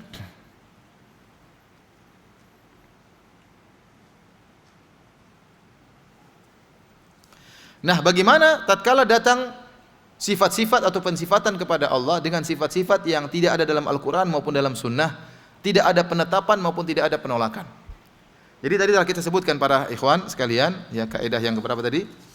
Kaidah yang ketiga, sifat Allah kita klasifikasikan menjadi dua, sifat-sifat yang ditetapkan oleh Allah dan sifat-sifat yang ditolak oleh Allah Subhanahu wa taala. Dan semua ada dalilnya. Allah tidak tidur, Allah tidak ngantuk, Allah tidak istirahat, Allah tidak capek. Ini dalam Al-Quran ada semua. Sebaliknya, Allah Maha hidup, ya, Allah Maha melihat, Allah Maha mendengar, ada dalilnya semuanya. Nah, tiba-tiba ada orang bertanya tentang sesuatu yang tidak ada dalil dalam Al-Quran maupun dan Sunnah. Apa kita tetapkan atau kita tolak? Jawabannya tidak kita tetapkan dan tidak kita tolak kecuali kita cocokkan dengan dalil yang ada. Contohnya,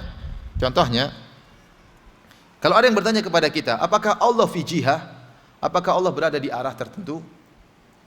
Jihah, arah tertentu, tidak ada dalam Al-Quran dan Sunnah. Tidak ada dalam Al-Quran. Maka kita bertanya, apa maksudnya arah yang dimaksud oleh Anda? Allah berada di satu sisi tertentu. Kalau maksudnya arah tersebut, artinya Allah bisa ditunjuk, Allah bisa diarahkan hati kita kepada Allah Subhanahu wa taala, kita berdoa mengarah kepada Allah, kita bisa isyaratkan kepada Allah, maka benar Allah diarah. Ya. Tapi kalau maksudnya Allah Subhanahu wa taala diarah, artinya Allah Subhanahu wa taala butuh dengan tempat, seperti ada ruang hampa yang di situ Allah berada di ruang hampa tersebut, maka kita tidak bilang tidak boleh seperti itu.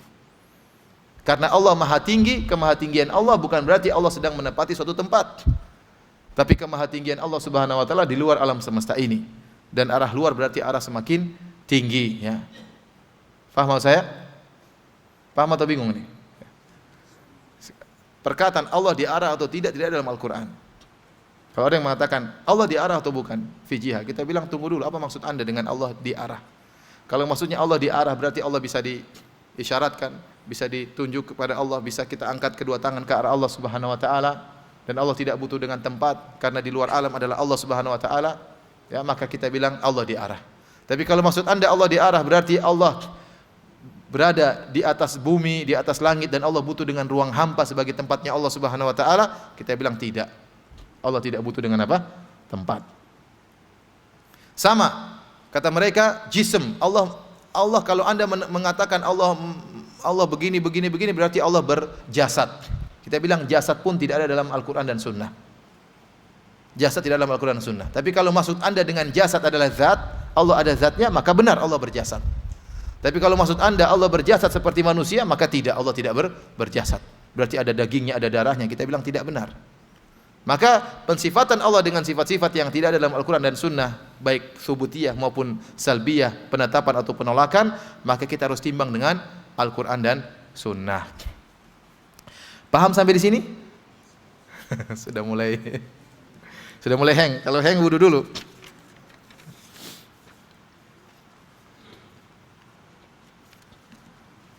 Baik, masih tinggal 3 kaidah, ya. Kaidah keempat, kelima, dan keenam terus selesai. Sebentar lagi. Taib. Kaidah keempat.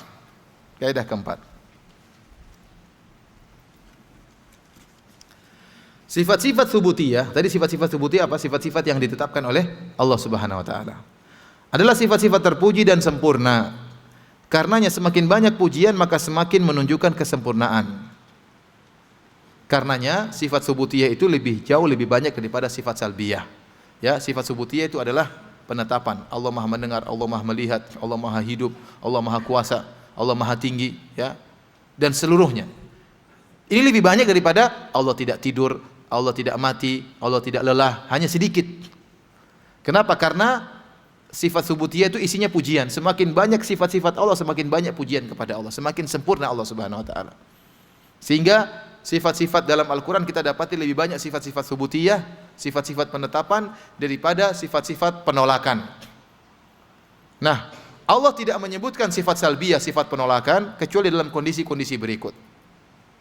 Yang pertama, kenapa Allah sebutkan sifat penolakan? Karena untuk menjelaskan keumuman kesempurnaan Allah.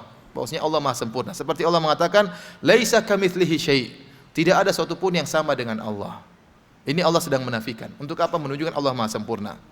Seperti firman Allah, "Walam yakul lahu kufuwan ahad." Tidak satu pun yang setara dengan Allah. Ini Allah menafikan, tidak ada. Tapi Allah menyebutkan hal ini dalam rangka untuk menjelaskan maha sempurnanya Allah Subhanahu wa taala. Ya. Kemudian sebab kedua kenapa Allah menyebutkan tentang sifat-sifat salbiyah, di antaranya dalam rangka untuk membantah tuduhan para pendusta. Seperti Allah sering sebutkan dalam Al-Qur'an, "Mattakhadallahu mi waladin wa ma kana ma'ahu min ilah." Allah tidak punya anak dan tidak ada Tuhan yang bersama Allah Subhanahu wa taala. Dan Allah tidak lam yattakhidz sahibah, Allah tidak punya istri. Kenapa? Ada tuduhan-tuduhan. Maka Allah menafikan karena dalam rangka untuk membantah tuduhan. Seperti tadi Allah mengatakan Allah tidak lelah. Walaqad khalaqnal insana walaqad khalaqnas samawati wal arda wama bainahuma fi sittati ayyamin wama massana min lughub. Sungguh kami telah menciptakan langit dan bumi dalam masa 6 hari dan kami tidak ditimpa dengan keletihan. Untuk membantah orang-orang Yahudi yang mengatakan Allah istirahat pada hari ke-7, hari Sabtu. Jadi Allah tidak menyebutkan tentang kekurangan kecuali dalam rangka atau penafian dalam rangka untuk membantah di antaranya. Kemudian juga di antaranya Allah menyebutkan sifat penolakan sifat kekurangan dalam rangka menafikan persangkaan yang keliru yang mungkin muncul. Daf'ut tawahum. Mungkin ada persangkaan yang keliru, maka Allah bantah. Seperti Allah Subhanahu wa taala ya tadi menyebutkan kami telah menciptakan langit dan bumi dalam waktu 6 masa. Terbetik dalam hati seorang hari ke-7 Allah istirahat. Maka Allah bantah, pada hari ke-7 pun kami tidak lelah. Cuma waktu untuk menciptakan langit dan bumi 6 masa. Ya. Kalau ada yang bertanya, "Ustaz, kenapa Allah tidak ciptakan 1 detik? Kenapa kun fayakun kok harus 6 masa?" Bagaimana jawabnya? Kenapa harus 6 masa? Dia bilang tidak harus, ya Allah pingin saja 6 masa, apa urusannya? Sama dengan Allah bisa menciptakan Anda semua tanpa ayah dan ibu, tapi Allah ingin Anda keluar dari ayah dan ibu. Ada hikmah-hikmah di balik itu. Ya, hikmah-hikmah di balik itu. Meskipun Allah bisa menciptakan kita semua dengan apa? Kun fayakun. Ya. Allah bisa menciptakan Nabi Adam tanpa kedua tangannya dengan kun fayakun, tapi Allah ingin menspesialkan Nabi Adam, Allah ciptakan dengan kedua tangannya. Artinya 6 hari atau berapa hari itu bukan berarti Allah tidak mampu, tapi Allah mengatur hal itu semua ya karena ada maslahat yang Allah ketahui, ada hikmah yang Allah kehendaki ya. Taib sampai sini paham? Ya. Taib, kita lanjutkan, tinggal 2 kaidah, kita lanjutkan kaidah yang kelima. Ini yang agak sulit, tapi tolong diperhatikan karena ini inti dari perbedaan kita dengan ahlul bid'ah. Ya. Sifat subutiyah itu sifat apa? Yang ditetapkan oleh Allah Subhanahu Wa Taala. Diklasifikasikan menjadi 2, yaitu sifat dzatiyah dan sifat fi'liyah. Saya ulangi, sifat subutiyah, sifat yang ditetapkan oleh Allah itu bisa diklasifikasikan menjadi 2, sifat dzatiyah dan sifat fi'liyah. Apa yang dimaksud dengan sifat dzatiyah? Sifat yang zat, artinya sifat yang senantiasa Allah bersifat dengannya sejak azali dan tidak pernah terlepaskan dari Allah sama sekali. Tidak berkaitan dengan kehendak Allah. Ya, beda dengan misalnya ada sifat-sifat yang Allah kehendaki, seperti Allah mencipta, terkadang Allah mencipta, terkadang Allah tidak apa? Mencipta. Tapi ada sifat-sifat dzatiyah yang selalu nempel sama Allah sejak zaman azali. Contohnya sifat ilmu, Allah sudah berilmu sejak zaman apa? Azali. Kemudian juga kudrah, Allah bermaha kuasa sejak zaman azali. Tidak pernah sifat kudrah itu kalau Allah berkehendak tidak kudrah, kalau Allah berkehendak kudrah. Ini enggak ada.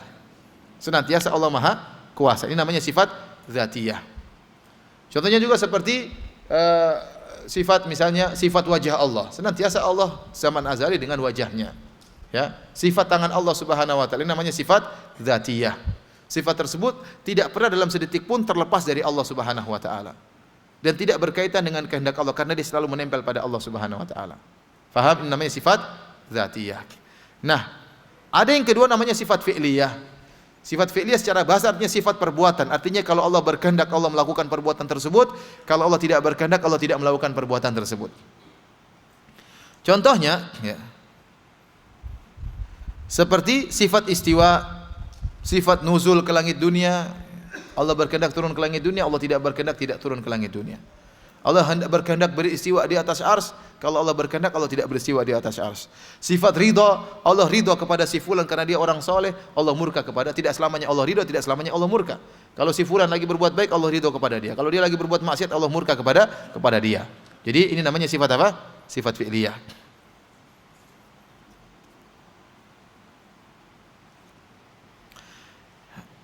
Tapi para hadirin Allah Subhanahu wa taala, sampai di sini paham ya? Baik, kita lanjutkan. Namun perlu diingat bahwa seluruh sifat fi'liyah Allah jika ditinjau dari asal kemampuan Allah untuk melakukannya, maka dia sifat dzatiyah. Maksudnya bagaimana? Saya ulangi, sifat fi'liyah seperti ridha, ghadab, murka, ya, mencipta, berbicara, ya. Allah berbicara sesuai dengan kehendak Allah. Berbicara dengan si fulan sesuai dengan Allah, tidak bicara dengan si fulan, ya. Allah berbicara dengan bahasa yang Allah kehendaki. Kapan berbicaranya terserah Allah Subhanahu wa taala. Ini berkaitan dengan kehendak Allah Subhanahu wa taala, sifat fi'liyah. Tapi jika ditinjau dari kemampuan Allah untuk melakukan itu semua, maka dia sifat dzatiyah. Sejak zaman azali Allah mampu untuk murka dan Allah mampu untuk ridha. Sejak zaman azali Allah mampu untuk berbicara, namun kapan berbicaranya terserah Allah Subhanahu wa taala. Paham? Seperti itu. Ya. Sejak zaman azali Allah mampu untuk turun ke langit dunia, gampang tinggal ciptakan dunia, Allah turun ke langit dunia. Kemampuan itu sudah ada. Bukan Allah tadinya tidak bisa ngomong, tahu-tahu bisa ngomong. Paham?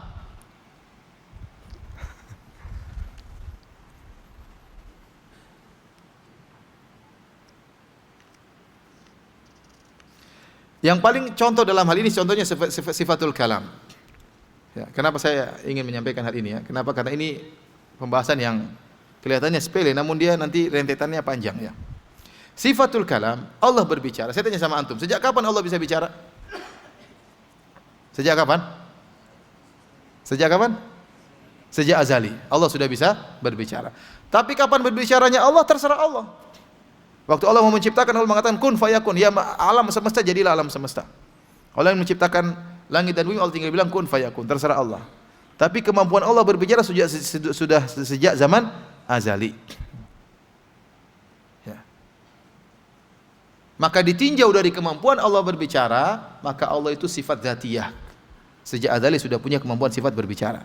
Ditinjau dari apa bahan pembicaraan Allah dan apa yang Allah bicarakan, maka dia fi'liyah. Kapan saya katakan dzatiyah? Saya katakan dzatiyah berarti sifat tersebut tidak pernah terlepas dari Allah. Kalau saya katakan fi'liyah, berarti sifat tersebut berkaitan dengan kehendak Allah. Kalau Allah hendak melakukan, Allah lakukan. Kalau Allah tidak hendak melakukan, Allah tidak melakukan. Paham? Maka dalam sifat al-kalam, sifat berbicara, tergabung padanya dua sifat. Ditinjau dari kemampuan Allah berbicara, maka dia sifat dzatiyah. Kenapa? Karena sejak azali Allah sudah mampu untuk apa? Berbicara. Ditinjau dari apa pembicaraan Allah, maka dia sifat fi'liyah.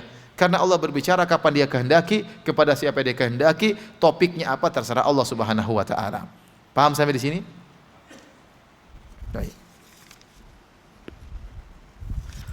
Dan ini maksudnya apa? Nanti akan kita bantah, misalnya pemahaman para ahlul bidah ya. Mereka misalnya orang-orang Asy'ariyah. Orang-orang Asy'ariyah mereka mengatakan Allah tidak berbicara dengan lafal, tidak berbicara dengan huruf, ya. Dan tidak ada sesuatu yang boleh baru kepada Allah. Kalau Allah berbicara dengan lafal, dengan huruf, dengan bahasa tertentu, ya berarti ada sesuatu yang baru kepada Allah. Dan kalau ada sesuatu yang baru kepada Allah, maka Allah jadi makhluk. Karena tidak ada sesuatu yang baru bisa nempel kecuali kepada yang baru pula. Ini syubhat pemikiran mereka. Ya. Kata mereka kalau Allah berbicara, wa matilka biyaminika ya Musa, ada apa di tangan kananmu wahai Musa, berarti Allah baru ngomong nih. Ini lafal baru keluar dari zat Allah. Kalau ada lafal baru keluar dari zat Allah, berarti Allah juga baru, ya, karena tidak ada sesuatu yang baru kecuali nempel pada yang baru pula. Ini kaidah mereka. Kita katakan ini tidak benar. Tidak ada dalilnya bahwasanya sesuatu yang baru harus nempel kepada yang baru pula, ya. Ya, kita gampang saja sederhana. Kita punya rumah, kita bisa masukkan benda-benda baru. Rumah kita sejak dulu sudah ada, paham? Tempel kita kursi baru, mobil baru, enggak jadi masalah. Apa masalahnya? Allah Subhanahu wa taala ya memiliki kemampuan berbicara sejak azali. Tapi pembicaraannya boleh baru terserah Allah. Justru itu menunjukkan kesempurnaan Allah. Allah berbicara dengan apa yang Allah kehendaki. Dan Allah berbicara dengan siapa yang Allah kehendaki, dengan topik apa yang Allah kehendaki, di situ maha sempurna Allah. Oleh karenanya mereka mengatakan tidak ada namanya sifat fi'liyah. Ahlul bidah seluruhnya mengatakan sifat itu cuma zatiyah. Baik Jahmiyah maupun Asy'ariyah maupun Mu'tazilah, mereka menganggap tidak boleh ada sesuatu yang baru kepada Allah. Sementara sifat fi'liyah seluruhnya berkaitan dengan ada perubahan. Kalau mau iya, kalau enggak terserah Allah. Paham? Kalau Allah berkehendak Allah berbicara, kalau enggak Allah enggak berbicara. Kalau Allah berkehendak Allah murka, kalau enggak Allah enggak murka. Terserah Allah. Terserah Allah. Kata mereka, kalimat ini terserah ini enggak bisa dalam kamus Allah. Allah harus sejak dulu jamid, tidak boleh ada perubahan. Kalau ada perubahan sedikit maka dia bukan Tuhan. Ini syarat mereka untuk menjadi Tuhan itu harus begini sifatnya. Tidak boleh ada perubahan dalam zat Allah Subhanahu wa taala. Termasuk kalau keluar dari Allah perkataan-perkataan yang baru, ini tidak boleh pada Tuhan, karena Tuhan tidak boleh keluar yang suatu yang baru darinya. Paham? Sehingga mereka menolak sifat kalam. Kata mereka sifat kalam itu bukan maksudnya seperti yang Anda pahami, kata mereka. Bahwasanya Allah berbicara alif lam mim dzalikal kitabul la raiba fihi hudal. Ini enggak boleh kata mereka. Ada alif lam mim, ini ada turut-turut. Ini semua baru kalau begitu. Dzalikal kitab, kalimat alkitab datang setelah dzalika. Dzalikal kitabul la raiba fi datang setelah alkitab. Ini enggak boleh ada Allah seperti begini, enggak boleh. Harus satu jamid yang tidak pernah berubah sejak zaman azali. Sebenarnya ini saya akan bahas pada pertemuan ketiga, tapi ya terpaksa saya singgung sedikit ya. Sehingga kata mereka, kalau begitu orang-orang Asy'ariyah mengatakan Allah memiliki sifatul kalam, sifat berbicara. Maksudnya apa? Kalamun nafsi. Kalamun nafsi itu kalam, pembicaraan yang ada pada zat Allah Subhanahu wa taala, yang kemudian diterjemahkan oleh Muhammad sallallahu alaihi wasallam dengan bahasa Arab, jadilah Al-Qur'an. Kata mereka demikian. Jadi pembicaraan Allah tidak pernah berubah. Sejak zaman azali sampai sekarang ada pembicaraan jiwa dalam Allah. Seperti gampangannya seperti ada orang penafsir, ada orang bisu nggak bisa ngomong, kita, oh dia maksudnya begini. Oh dia maksudnya begini. Paham? Tapi tidak ada yang keluar dari omongan Allah, tidak ada. Sehingga kata mereka, kalam Allah itu tidak pernah ada perubahan. Jika diterjemahkan dalam bahasa Arab maka jadi Al-Quran. Jika diterjemahkan dengan bahasa Ibrani maka jadi Taurat. Jika diterjemahkan dalam bahasa Bani Israel menjadi Injil. Ini dibantah oleh para ulama. Ini mereka terjebak dengan kaidah yang tidak ada dalilnya. Kaidah bahwasanya kalau ada sesuatu yang baru tidak mungkin nempel kecuali pada perkara yang baru pula.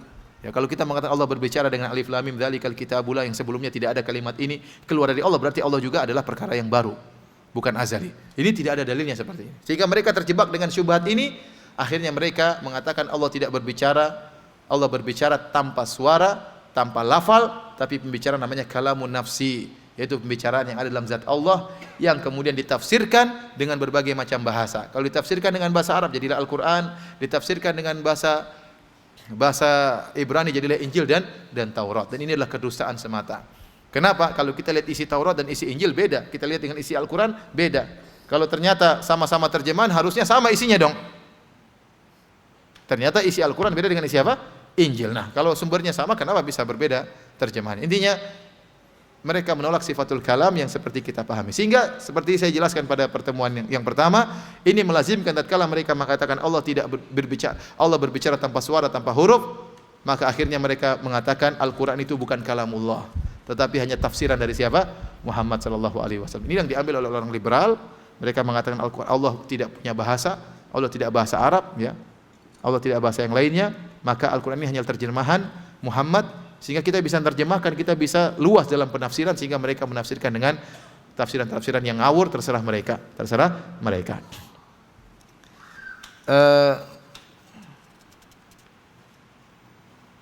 Tapi para hadirin yang Allah Subhanahu wa taala, tadi yang kelima ya. Sekarang yang keenam, yang terakhir. Yang keenam. Dalam menetapkan sifat-sifat Allah subutiyah, maka harus dijauhi dua perkara. Yaitu tamtsil, tidak boleh menyamakan dengan makhluk, dan takyif, tidak boleh membagaimanakan sifat-sifat Allah. Tidak boleh. Ya. Kalau kita mengatakan Allah Maha melihat, tidak boleh kita bilang melihatnya seperti melihat manusia. Kalau mengatakan Allah punya mata, tidak boleh kita mengatakan matanya seperti mata manusia. Tidak boleh. Atau kita membagaimanakan, oh maksudnya Allah beristiwa di atas arsy itu maksudnya begini. Oh enggak boleh kalau enggak ada dalilnya. Enggak boleh. Karena kita tidak tahu itu semua. Ini perkara yang gaib, ya. Maka ada dua kaidah penting yang berkaitan dengan hal ini, ya. Kaidah yang pertama, para hadirin yang dirahmati Allah Subhanahu wa taala, at-tasawi fil ism la yastalzimu at-tasawi fil haqiqah. Untuk memahami hal ini, ya, ini bahwasanya kesamaan dalam nama tidak melazimkan kesamaan dalam hakikat. Ini sudah pernah saya sampaikan. Kesamaan dalam nama tidak sama dalam kesamaan dalam hakikat. Nama boleh sama tapi hakikatnya berbeda, ya. Jangankan antara makhluk dengan Allah Subhanahu wa taala, antara makhluk dengan makhluk saja bisa beda hakikatnya. Kita bilang ada kaki meja tidak sama dengan kaki manusia. Padahal namanya sama-sama apa? Kaki, ya. Contohnya kekuatan, kita bilang gajah punya kekuatan, semut juga punya kekuatan. Mana yang lebih kuat? Semut katanya. Semut kalau gajah kalah, ya. Gajah sama nyamuk sama-sama punya kekuatan, tetapi kekuatannya berbeda. Sama-sama namanya kuat. Nyamuk punya kekuatan, gajah juga punya kekuatan. Tapi yang lebih kuat adalah apa? Nyamuk. Nyamuk bisa mengangkat dirinya terbang, gajah nggak bisa apa? Terbang, misalnya. Nah, kalau di antara makhluk saja kekuatan bisa berbeda, apalagi antara makhluk dengan apa? Pencipta. Contohnya di antara makhluk juga yang bisa berbeda. Antara kenikmatan dunia dengan kenikmatan surga. Nama-namanya boleh sama. Contohnya masalah wanita. Di dunia ada namanya perempuan. Di surga juga namanya perempuan. Kalau kita terjemahkan Indonesia, di dunia kita terjemahkan wanita, kalau di surga kita terjemahkan apa? Bidadari, ya. Padahal sebenarnya sama-sama perempuan, ya. Tapi perempuan dunia lain dengan perempuan apa? Di surga. Meskipun namanya sama-sama perempuan. Ini sudah sering saya bahas, ya. Perbedaan antara kenikmatan dunia dengan kenikmatan akhirat. Seperti sungai. Sungai di dunia beda dengan sungai di akhirat. Sungai di akhirat ada sungai khamar, ya, ada sungai susu, ada sungai madu, ya. Kemudian disebutkan anharun tajri min ghairi ukhdud, sungai mengalir tanpa ada lubangnya, mengalirnya di atas, ya. Bayangkan sungai khamar, ya. Khamarnya pun tidak bikin mabuk, ya. Antum bisa berenang dalam sungai sambil minum khamar, ya. Ikan-ikannya pun tidak mabuk karena khamarnya apa? Tidak bikin mabuk, beda dengan sungai khamar di dunia bikin mabuk, ya. Ini menjelaskan sungai sama namanya sama sungai tapi hakikatnya berbeda. Contohnya pohon. Pohon dalam surga disebutkan batangnya terbuat dari emas. Kita nggak bisa bayangkan gimana pohon batangnya terbuat dari emas. Contohnya bidadari. Bidadari kata Rasulullah SAW tentang kata Allah Subhanahu wa taala ka'annahunnal yaqutu wal marjan. Bidadari tersebut seperti intan dan seperti permata. Seperti apa? Mutiara. Kata para ulama, intan dari sisi beningnya, tubuh bidadari itu bening. Dan dari sisi putihnya seperti mutiara. Ka'annahunna lu'lu'ul maknun. Seperti mutiara yang tersimpan dalam cangkang, putihnya murni. Ya, kita tahu kalau buka cangkang tersebut mutiara terjaga, tidak terkontaminasi dengan matahari, tidak terkena debu dan macam-macamnya. Sehingga tatkala dibuka benar-benar putih yang murni. Berbeda dengan wanita dunia, putihnya pasti ada macam-macam, ada tai lalatnya, ada jerawatnya, ada bentol-bentolnya dan macam-macamnya. Itu wanita dunia. Dari sisi putih, dari sisi beningnya, kata Rasulullah SAW tentang beningnya tubuh bidadari, kata Nabi SAW, kabiduha mir'atuhu. Sungguhnya hati bidadari itu seperti hati wanita surga itu seperti cermin bagi lelaki. Nah, kita tidak bisa bayangkan bagaimana, ya, hatinya wanita, hatinya bidadari surga jadi cermin bagi lelaki. Wah, kita bayangkan mengerikan sekali hatinya apa sampai apa? Sampai dalam hadis kata Rasulullah SAW, yura mukha suqiha min wara'il laham. Terlihat sumsum betisnya di balik dagingnya. Ini sifat bidadari. Kalau kita bayangkan berarti ngeri banget, ya. Tetapi kata Rasulullah SAW, minal husn, karena saking indahnya seperti itu. Kita tidak bisa bayangkan. Karena saking indahnya kata Nabi, maka terlihatlah sumsum betisnya di balik apa? Dagingnya. Karena tubuh bidadari bening. Beningnya seperti apa kita nggak tahu. Kalau kita bayangkan dengan apa yang kita lihat di dunia ini, maka bayangan kita bidadari tersebut sangat sangar, ya. Sangat seram, ya. Saya tidak mau ketemu bidadari kalau begitu caranya. Sumsumnya kelihatan dari luar. Tapi Rasulullah SAW membantah, kata Rasulullah SAW, minal husn, karena saking cantiknya, saking indahnya, ya. Jadi maksudnya saya sama-sama perempuan tapi hakikatnya berbeda, ya. Allah berfirman, hurum maqsuratum fil khiyam. Para bidadari terpingit dalam kemah-kemah mereka. Mereka tidak pernah keluar para bidadari. Jadi selalu menantikan suaminya. Suaminya datang selalu dilayani. Kapan saja suaminya datang dilayani. Ya, mau jam 1 malam, jam 2 malam, jam 3 malam, jam siang, selalu. Beda dengan wanita dunia. Wanita dunia sering tidak di rumah. Terkadang keluyuran, terkadang ke mall, terkadang ke rumah mertua, ya. Terkadang sakit, ya, macam-macam ya. Terkadang di rumah tapi nggak bisa juga, lagi haid, lagi nggak minat, lagi macam-macam ya.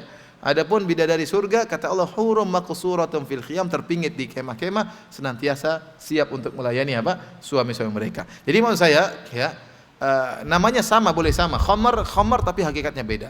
Namanya boleh sama, sungai-sungai hakikatnya berbeda. Namanya boleh sama, wanita dunia, wanita surga hakikatnya berbeda. Nah, kalau di antara makhluk dengan makhluk namanya sama, hakikatnya berbeda, kaki meja dengan kaki manusia, apalagi antara makhluk dengan siapa? Allah Subhanahu wa taala. Tatkala Allah mengatakan Allah punya tangan, maka jangan terbetik seperti tangan manusia. Sungguh ini kesalahan yang fatal. Kalau betis bidadari tidak sama dengan betis perempuan, gimana mau kita samakan antara Allah dengan makhluk? Ya. Tadi betis bidadari tidak bisa kita bayangkan. Kalau kita bayangkan pasti ngeri. Sumsumnya kelihatan dari luar, kita pasti takut. Ternyata kata Nabi justru saking indahnya, saking cantiknya maka kelihatan dari luar. Tapi bagaimana? Kita nggak tahu, Allah alam bisawab. Tapi para hadirin yang Allah Subhanahu wa taala, jadi Allah berfirman dalam Al-Qur'an, ya, laisa kamitslihi syai'un wa huwas samiul basir. Sungguhnya Allah tidak ada yang serupa dengan Dia dan Dia Maha mendengar lagi Maha melihat. Berarti Allah Maha mendengar, Allah Maha melihat, tapi penglihatannya tidak sama dengan penglihatan manusia. Allah Maha mendengar, tapi pendengarannya tidak sama dengan pendengaran manusia. Ini kaidah yang pertama. Taib yang kedua, yang berkaitan dengan hal ini supaya kita tidak menyamakan sifat Allah dengan sifat makhluk. Yang kedua, al-qaulu fis sifat kal qauli fidz dzat. Pembicaraan tentang sifat sama dengan pembicaraan tentang zat, ya. Pembicaraan tentang sifat sama dengan pembicaraan tentang zat. Kalau ada yang bertanya, Anda menetapkan sifat tangan Allah, bagaimana sifat tangan Allah? Kita bilang, kalau saya ingin cerita tentang sifat tangan Allah, saya harus tahu bagaimana zat Allah. Kalau saya tidak tahu zat Allah, maka saya tidak tahu dari cabang zat tersebut. Saya tidak tahu tangan Allah Subhanahu wa taala. Dan begitulah, kalau Allah menyatakan Allah punya wajah, bagaimana wajah Allah? Saya tidak tahu. Sebagaimana saya tidak tahu bagaimana zat Allah, saya pun tidak tahu bagaimana wajah Allah. Saya hanya bisa tahu bagaimana wajah Allah kalau saya tahu zat Allah Subhanahu wa taala. Nah, so jauh-jauh, zat yang selalu bersama dengan kita, ruh kita tidak tahu bagaimana hakikatnya. Kalau orang tanya bagaimana ruh, kita tidak ada yang tahu. Bahkan kalau ada 1000 ulama berkumpul untuk menjelaskan tentang bagaimana ruh, akan ada 1000 khilaf. 1000 pendapat. Kenapa? Karena tidak ada yang tahu bagaimana hakikat daripada zat ruh. Maka bagaimana kita bisa menjelaskan tentang sifat-sifat ruh? Apalagi kita berbicara tentang jin. Jin kita nggak tahu bagaimana hakikatnya. Ya, tapi kita merasakan ada hakikatnya, kita rasakan. Jin, ya, bisa berbicara lewat manusia, bisa menggunakan lisan manusia untuk berbicara, bisa membuat orang emosi, bisa digunakan untuk santet, bisa gunakan untuk nyuri barang dan macam-macam. Tapi bagaimana terbuat dari zat apa kita nggak tahu. Nah, kalau kita nggak tahu zat jin tersebut, bagaimana kita bisa nerangkan jin bisa bertasyakul, bisa merubah diri, bisa menjelma? Gimana? Kita nggak bisa jelaskan. Kenapa? Karena kita nggak tahu apa zatnya. Maksud saya, ya, pembicaraan tentang sifat berkaitan dengan tentang zat, ya, tentang zat, ya. Maka tatkala kita berbicara tentang sifat-sifat Allah, sifat tangan, sifat wajah, ya misalnya, ya, maka kita tidak menyamakan sifat tersebut dengan sifat-sifat manusia. Dan kita tidak tahu bagaimananya karena kita nggak tahu zatnya. Seperti saya katakan kemarin, kalau ada yang bertanya, bagaimana Anda mengatakan Allah beristiwa di atas langit, di atas arsy, bagaimana cara istiwanya? Kita bilang Imam Malik marah waktu ditanya, bagaimana cara istiwa? Kenapa? Karena tidak mungkin Anda bisa menjawab bagaimana istiwa Allah kecuali Anda tahu bagaimana zat Allah. Kalau Anda sudah tahu zat Allah, Anda tahu bagaimana cara istiwanya Allah. Kemudian Anda pun harus tahu bagaimana arsy Allah. Kalau Anda sudah tahu arsy Allah, bagaimana Anda bisa bayangkan bagaimana istiwanya Allah di atas arsy tersebut. Dan Anda pun harus tahu bagaimana langit. Kalau tahu langit, bagaimana ujungnya pangkalnya. Kalau Anda nggak tahu langit bagaimana hakikatnya, Anda tidak tahu bagaimana arsy hakikatnya, Anda tidak tahu bagaimana zat Allah, gimana Anda bisa berbicara tentang Allah di atas arsy-Nya? Tapi kita yakin Allah berada di atas arsy, bagaimananya tidak ada yang tahu, ya. Ini, ya, para hadirin dan hadirat yang dirahmati Allah Subhanahu wa taala, tentang bagaimana sifat Allah Subhanahu wa taala, ya. Dan kita tidak boleh membagaimanakannya, ya, tetapi kita hanya terikat dengan dalil, namun tidak boleh kita samakan dan tidak boleh kita membagaimanakannya kecuali sesuai dengan dalil. Wallahu a'lam bishawab. Sampai di sini saja, ya. Kalau ada yang bertanya, saya persilahkan. Kalau ada yang bertanya, saya persilahkan. Ustadz, apakah boleh menyebut Allah dengan Sang Pencipta? Ya benar, Sang Pencipta karena Allah Al-Khaliq, Al-Khaliq ya. Atau kita sebut Sang Maha Pencipta ya. Ini kita sedang menerjemahkan kalimat apa? Al-Khaliq. Di antara nama-nama Allah adalah Al-Khaliq. Nah, terjemahan ini bisa bervariasi. Ada yang mengatakan Maha Pencipta, ada yang mengatakan Sang Pencipta ya. Orang sudah tahu yang dimaksud dengan Sang Pencipta adalah Allah Subhanahu wa taala. Atau Sang Pemberi hidup ya, enggak jadi masalah. Ini bukan sedang memberi nama tapi sedang pengkhabaran ya. Bahwasanya benar Allah yang memberi apa? Kehidupan. Tadi saya katakan bab asma lebih kecil daripada pembahasan tentang sifat, dan pembahasan sifat lebih kecil lagi dari pembahasan tentang khabar. Ya, khabar lebih luas. Kita boleh mengkhabarkan Allah dengan lisan kita, dengan cara kita, yang penting benar pengkhabaran tersebut ya. Yang penting benar pengkhabaran tersebut. Apa hikmah Rasul hanya menyebutkan nama Allah 99 ya? Ya Allah alam, mungkin nama-nama tersebut sangat penting berkaitan dengan kehidupan kita ya. Karena nama-nama Allah sangat penting. Kalau kita ingin minta maaf kita bilang ya Ghaffar, apa namanya? Kalau kita ingin ditolong oleh Allah kita mengatakan misalnya ya Al-Qahhar, ya Al-Aziz ya. Tolonglah kami di atas musuh-musuh kami misalnya, yang Maha Perkasa ya.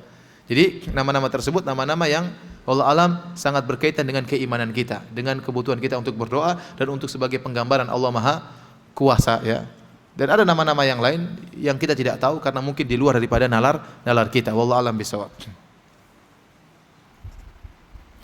Ustadz, kalau dalam bahasa Inggris seringkali Allah disebut dengan him atau his atau he ya. Apakah dibolehkan? Ini apa? Ini kan terjemahan. Dia, huwa dalam bahasa Arab apa? Huwallahu alladzi, dialah Allah, huwa. Diterjemahkan dalam bahasa Inggris him atau his atau he, enggak jadi masalah. Karena ini maknanya dia ya. Tapi kalau dibilang bapak ini jadi masalah. Ya, jadi bapak jadi masalah. Karena ada pengertian dari tersebut bahwa Allah berarti laki-laki, mohon penjelasannya ya. Enggak, dalam bahasa Arab huwa juga digunakan untuk laki-laki. Tapi kita tahu Allah bukan laki-laki ya. Jadi apa namanya? Artinya apa namanya? Malaikat pun demikian, tidak namanya malaikat perempuan, malaikat laki-laki, tapi tetap menggunakannya huwa, malaikat Jibril huwa ya.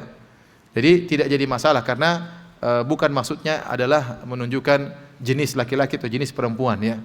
Tetapi penggunaan apa namanya dengan huwa itu lebih karena terkesan lelaki lebih perkasa misalnya. Jadi penggunaan Allah dengan kalimat huwa dalam bahasa Arab, huwa juga untuk laki-laki ya. Tapi maksudnya bukan untuk apa? Bukan untuk jenis ya. Nggak jadi masalah. Contoh tulisan sebagai berikut. Saya nggak tahu bahasa Inggris ya. Tolong dibaca. Tolong diartikan sekalian.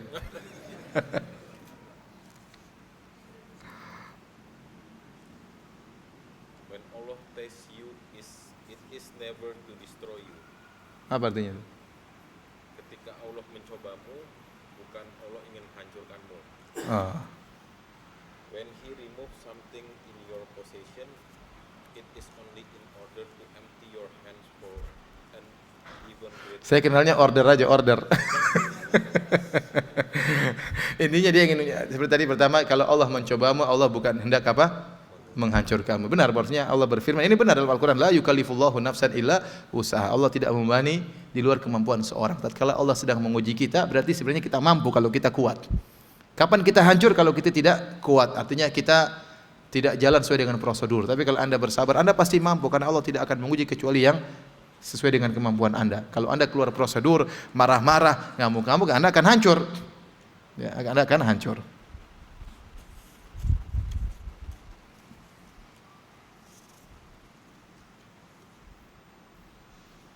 Ustaz, tolong dikoreksi nama anak saya. Adakah kesalahan dengan memakai nama sifat Allah?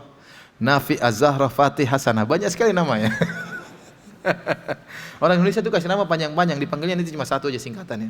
Ini Nafi Az-Zahra Fatih Hasanah, pasti panggilnya Nah, selesai. Ya. Ya, saya punya teman namanya Tri Raharjo Topan Nusantara, panggilnya Pan. Ya sama aja Pan. Panjang-panjang buat apa? Panggilnya Pan ya. Ya, sunnahnya kita nama satu aja ya, seperti orang-orang Arab namanya satu, tapi panggilnya lengkap. Abdul Khalik dipanggil Abdul Khalik, enggak pernah dipanggil Lik-Lik, enggak pernah. Ya. Abdurrahman enggak pernah dipanggil Dur. Di Arab Saudi saya anak kecil pun kalau panggil nama lengkap. Ya Abdul Muhaimin lengkap, Abdul Muhaimin. Kita Min sudah jelas. Jadi ngapain kita punya nama panjang-panjang kemudian apa? Dipanggilnya cuma satu aja ya. Saya pun tidak tahu artinya nih. Nafi Az-Zahra, Nafi pemberi manfaat. Az-Zahra adalah mawar, Fatih pembuka, Hasanah kebaikan. Coba artinya apa itu? Pemberi manfaat, bunga Zahra, pembuka kebaikan. Allah alam deh.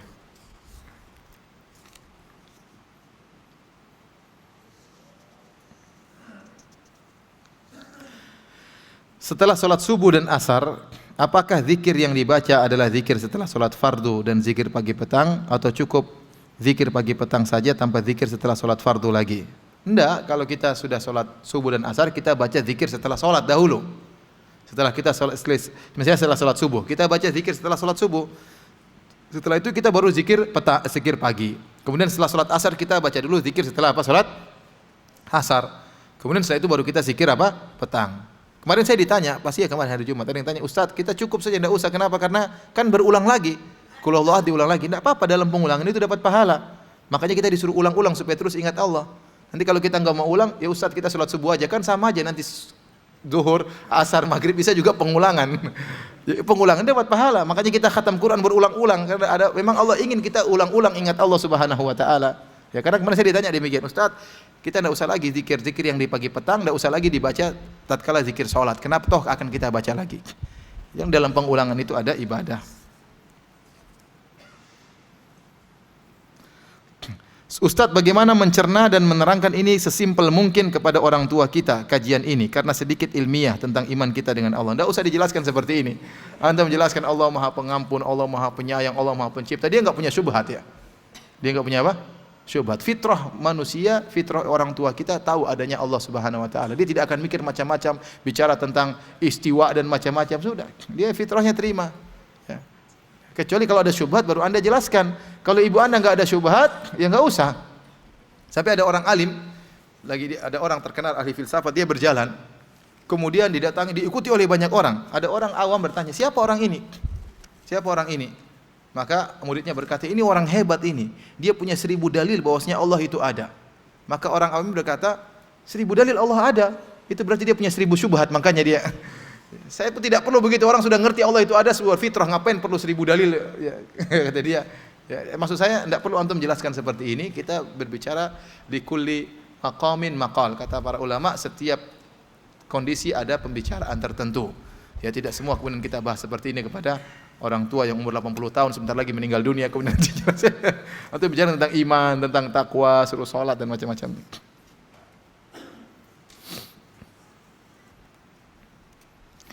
Assalamualaikum Ustaz, bisa tolong dicontohkan cara memuji Allah dan bersolawat sebelum doa, di saat sujud dan saat sebelum salam dalam salat? Boleh kita, misalnya Hayyu ya Qayyum, itu kan sudah pujian. Ya wahai Maha hidup, ya Qayyum, ya Sami' ya Basir. Boleh kita sebut seperti itu. Kalau kita ingin manfaat, kita mengatakan ya Sami' ya Basir, Allahumma salli ala Muhammad. Kemudian kita mengatakan ya Ghafur ighfirli, Allahumma ghfirli. Ya, kita sebutin nama-nama Allah. Di antara pujian-pujian Allah dengan apa? Dengan menyebut nama-namanya.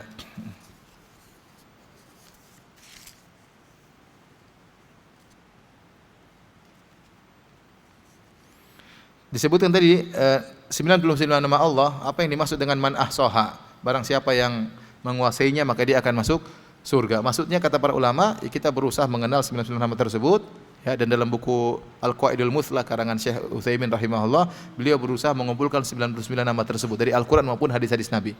Dan buku yang paling indah tentang ini adalah bukunya Syekh Abdul Razak hafizahullah taala tentang Fiqhu al-Asma al-Husna, fikih tentang nama-nama Allah yang terindah. Kita ngerti apa maksudnya Ghafur, apa maksudnya Rahim, apa maksudnya ini, apa bedanya Ghafur dengan Ghaffar, apa bedanya Ghafur dengan Ghaffar dengan Ghafir. Ini ada penjelasan dari kalangan para ulama, dan kita semakin cinta kepada Allah Subhanahu wa taala. Ya, pengamalannya ada ya, kata Allah fad'uuhu biha. Berdoalah dengan nama-nama tersebut. Contohnya kita mengamalkan Al-Basir. Kita amalkan, bagaimana cara mengamalkan? Kita tahu Allah Maha melihat kita, maka kita tidak berani melakukan maksiat misalnya. Ya.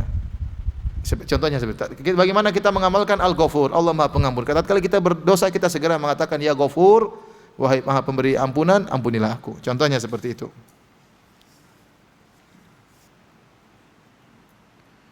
Ustadz, ada hadis yang melarang kita untuk berpayah-payah berpergian selain ketiga masjid. Lalu bagaimana dengan travel haji umrah yang menambah perjalanannya kemana-mana? Enggak, maksudnya Rasulullah SAW mengatakan la tusyaddur rihal ila thalathati masajid. Tidak boleh sengaja bersafar maksudnya dalam rangka mencari keberkahan kecuali kepada 3 masjid. Maka tidak boleh seorang sengaja bersafar misalnya dari Jakarta pergi ke Masjid Sunan Ampel. Kenapa? Karena di situ ada berkah, tidak boleh. Yang begini boleh cuma 3 masjid. Masjid Nabawi, Masjid Haram dan Masjid Al-Aqsa, karena 3 masjid spesial yang solat di situ pahalanya berlipat ganda. Di Masjid Nabawi 1000 kali lipat, Masjid Al-Aqsa 500 kali lipat, di Masjid Haram 100.000 kali lipat. Dan ketiga masjid ini spesial karena dibangun oleh para nabi. Ya, adapun masjid yang lain dibangun oleh manusia biasa ya. Maka tidak boleh kita menyamakan masjid lain dengan 3 masjid spesial yang dibangun oleh para nabi ya. Adapun kalau pergi misalnya ke Turki ya, kemana-mana tambah perjalanan bukan dalam rangka mencari berkah tapi sekedar untuk jalan-jalan, enggak jadi masalah ya. Ya. Tapi jangan seperti sebagian orang cerita sama saya, Ustadz setelah kita umroh kemudian kita jalan-jalan ke Mesir Ustadz, kemudian kita nonton tarian perut. Ya gimana tarian perut? Habis umroh nonton tarian perut. Itu semua pahalanya kena roaming habis gara-gara. Jadi kalau bisa terakhir baru ke Mekah dan Madinah beristighfar di sana. Jangan setelah istighfar baru kemudian jalan-jalan ke Eropa ke macam-macam, repot seperti ini. Jadi maksud saya ya hati-hati ya. Nah, kalau berjalan-jalan dalam rangka berpesiar enggak jadi masalah ya selama itu terjauhkan dari hal-hal yang diharamkan oleh Allah Subhanahu wa taala.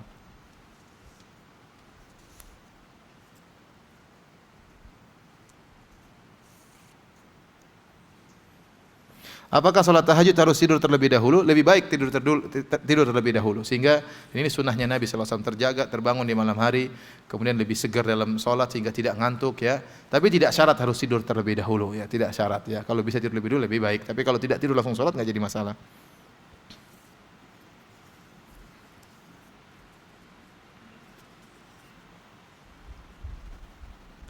Ini sebanyak yang bertanya tentang bagaimana tentang berzikir, misalnya ya Hayyu, ya Hayyu, ya Qayyum, ya Qayyum, ya Qadim, ya Qadim. Ya. Saya tidak pernah mendengar dalam hadis-hadis Rasulullah SAW seperti itu, tidak ada ya. Jadi Rasulullah SAW menyebutkan nama-nama Allah dalam rangka berdoa misalnya, atau dalam memuji, tapi sekedar wiridan dengan nama-nama Allah saya tidak tahu contohnya. Ya seperti ya Qadim, ya Qadim, ya Qadim, ya Qadim. Karena ada sebagian orang juga yang ngawur ya. Ya dia kenapa antum supaya bisa hilang antum baca ya Latif, ya Latif, ya Latif, nah, supaya bisa apa? Hilang ya. Sampai ada ini kejadiannya saya diceritain waktu kemarin ke Jogja. Ada ustadz yang ceramah, dia selalu gitu. Ya Qadim, ya Qadim, ya Qadim, ya Qadim. Akhirnya ada teman yang tegur, dia jengkel sama ustadz ini. Ustadz, antum dari tadi ya Qadim, ya Qadim. Kita lagi di Polres ini, jangan di Qadim. Pengajiannya di mana? Di Polres.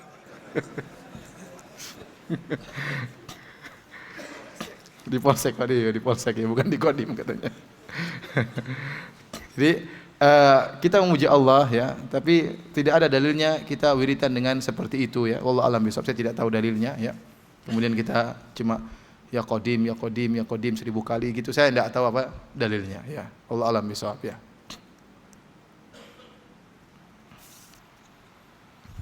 Saya ulangi lagi, kalau ada yang bertanya tolong jangan tulis dengan tulisan sambung ya. Saya tidak tahu membaca cara apa. Ini seperti ini saya tidak tahu membacanya, bingung saya. Ya. Kalau bisa dengan tulisan apa yang tidak sambung.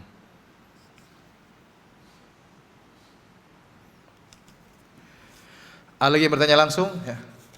Silakan.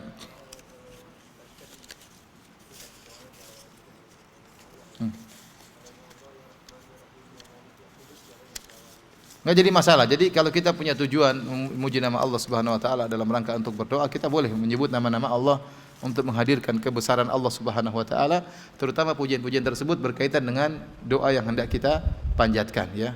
Maka itu sangat baik ya. Sangat baik. Tapi maksud saya tadi yang saya katakan ada wiridan tertentu, ya Qadim 1000 kali, ya Latif 1000 kali misalnya, ini saya tidak tahu contohnya dari Rasulullah sallallahu alaihi wasallam. Tapi kalau kita datang kemudian kita renungkan tentang ya Qadim, ya Rahman, kita sedang mengingat Allah Subhanahu wa taala, mudah-mudahan tidak mengapa tanpa dibatasi dengan jumlah-jumlah tertentu yang tidak dicontohkan oleh Rasulullah sallallahu alaihi wasallam. Demikian saja kajian kita para hadirin hadirat.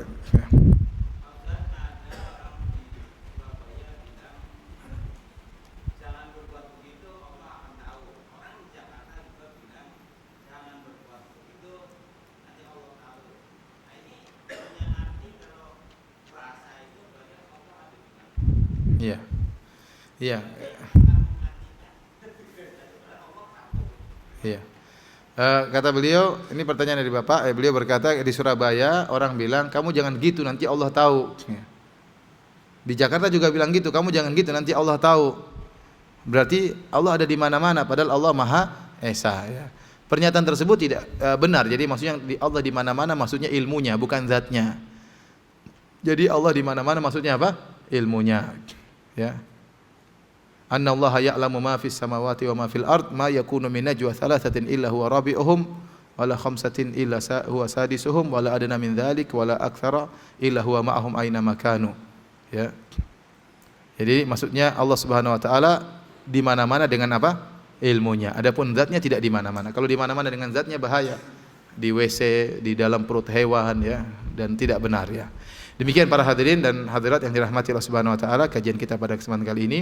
Insyaallah kita akan sambung lagi pada tanggal 16 Juli insyaallah tentang pembahasan metode penetapan asma wa sifat menurut ahlul bid'ah ya. Maksud saya dalam hal ini adalah kelompok-kelompok yang menyimpang yang menolak sifat-sifat Allah Subhanahu wa taala. Kurang lebihnya saya mohon maaf. Subhanakallah bihamdik asyhadu an la ilaha illa anta astaghfiruka wa atubu ilaik. Assalamualaikum warahmatullahi wabarakatuh.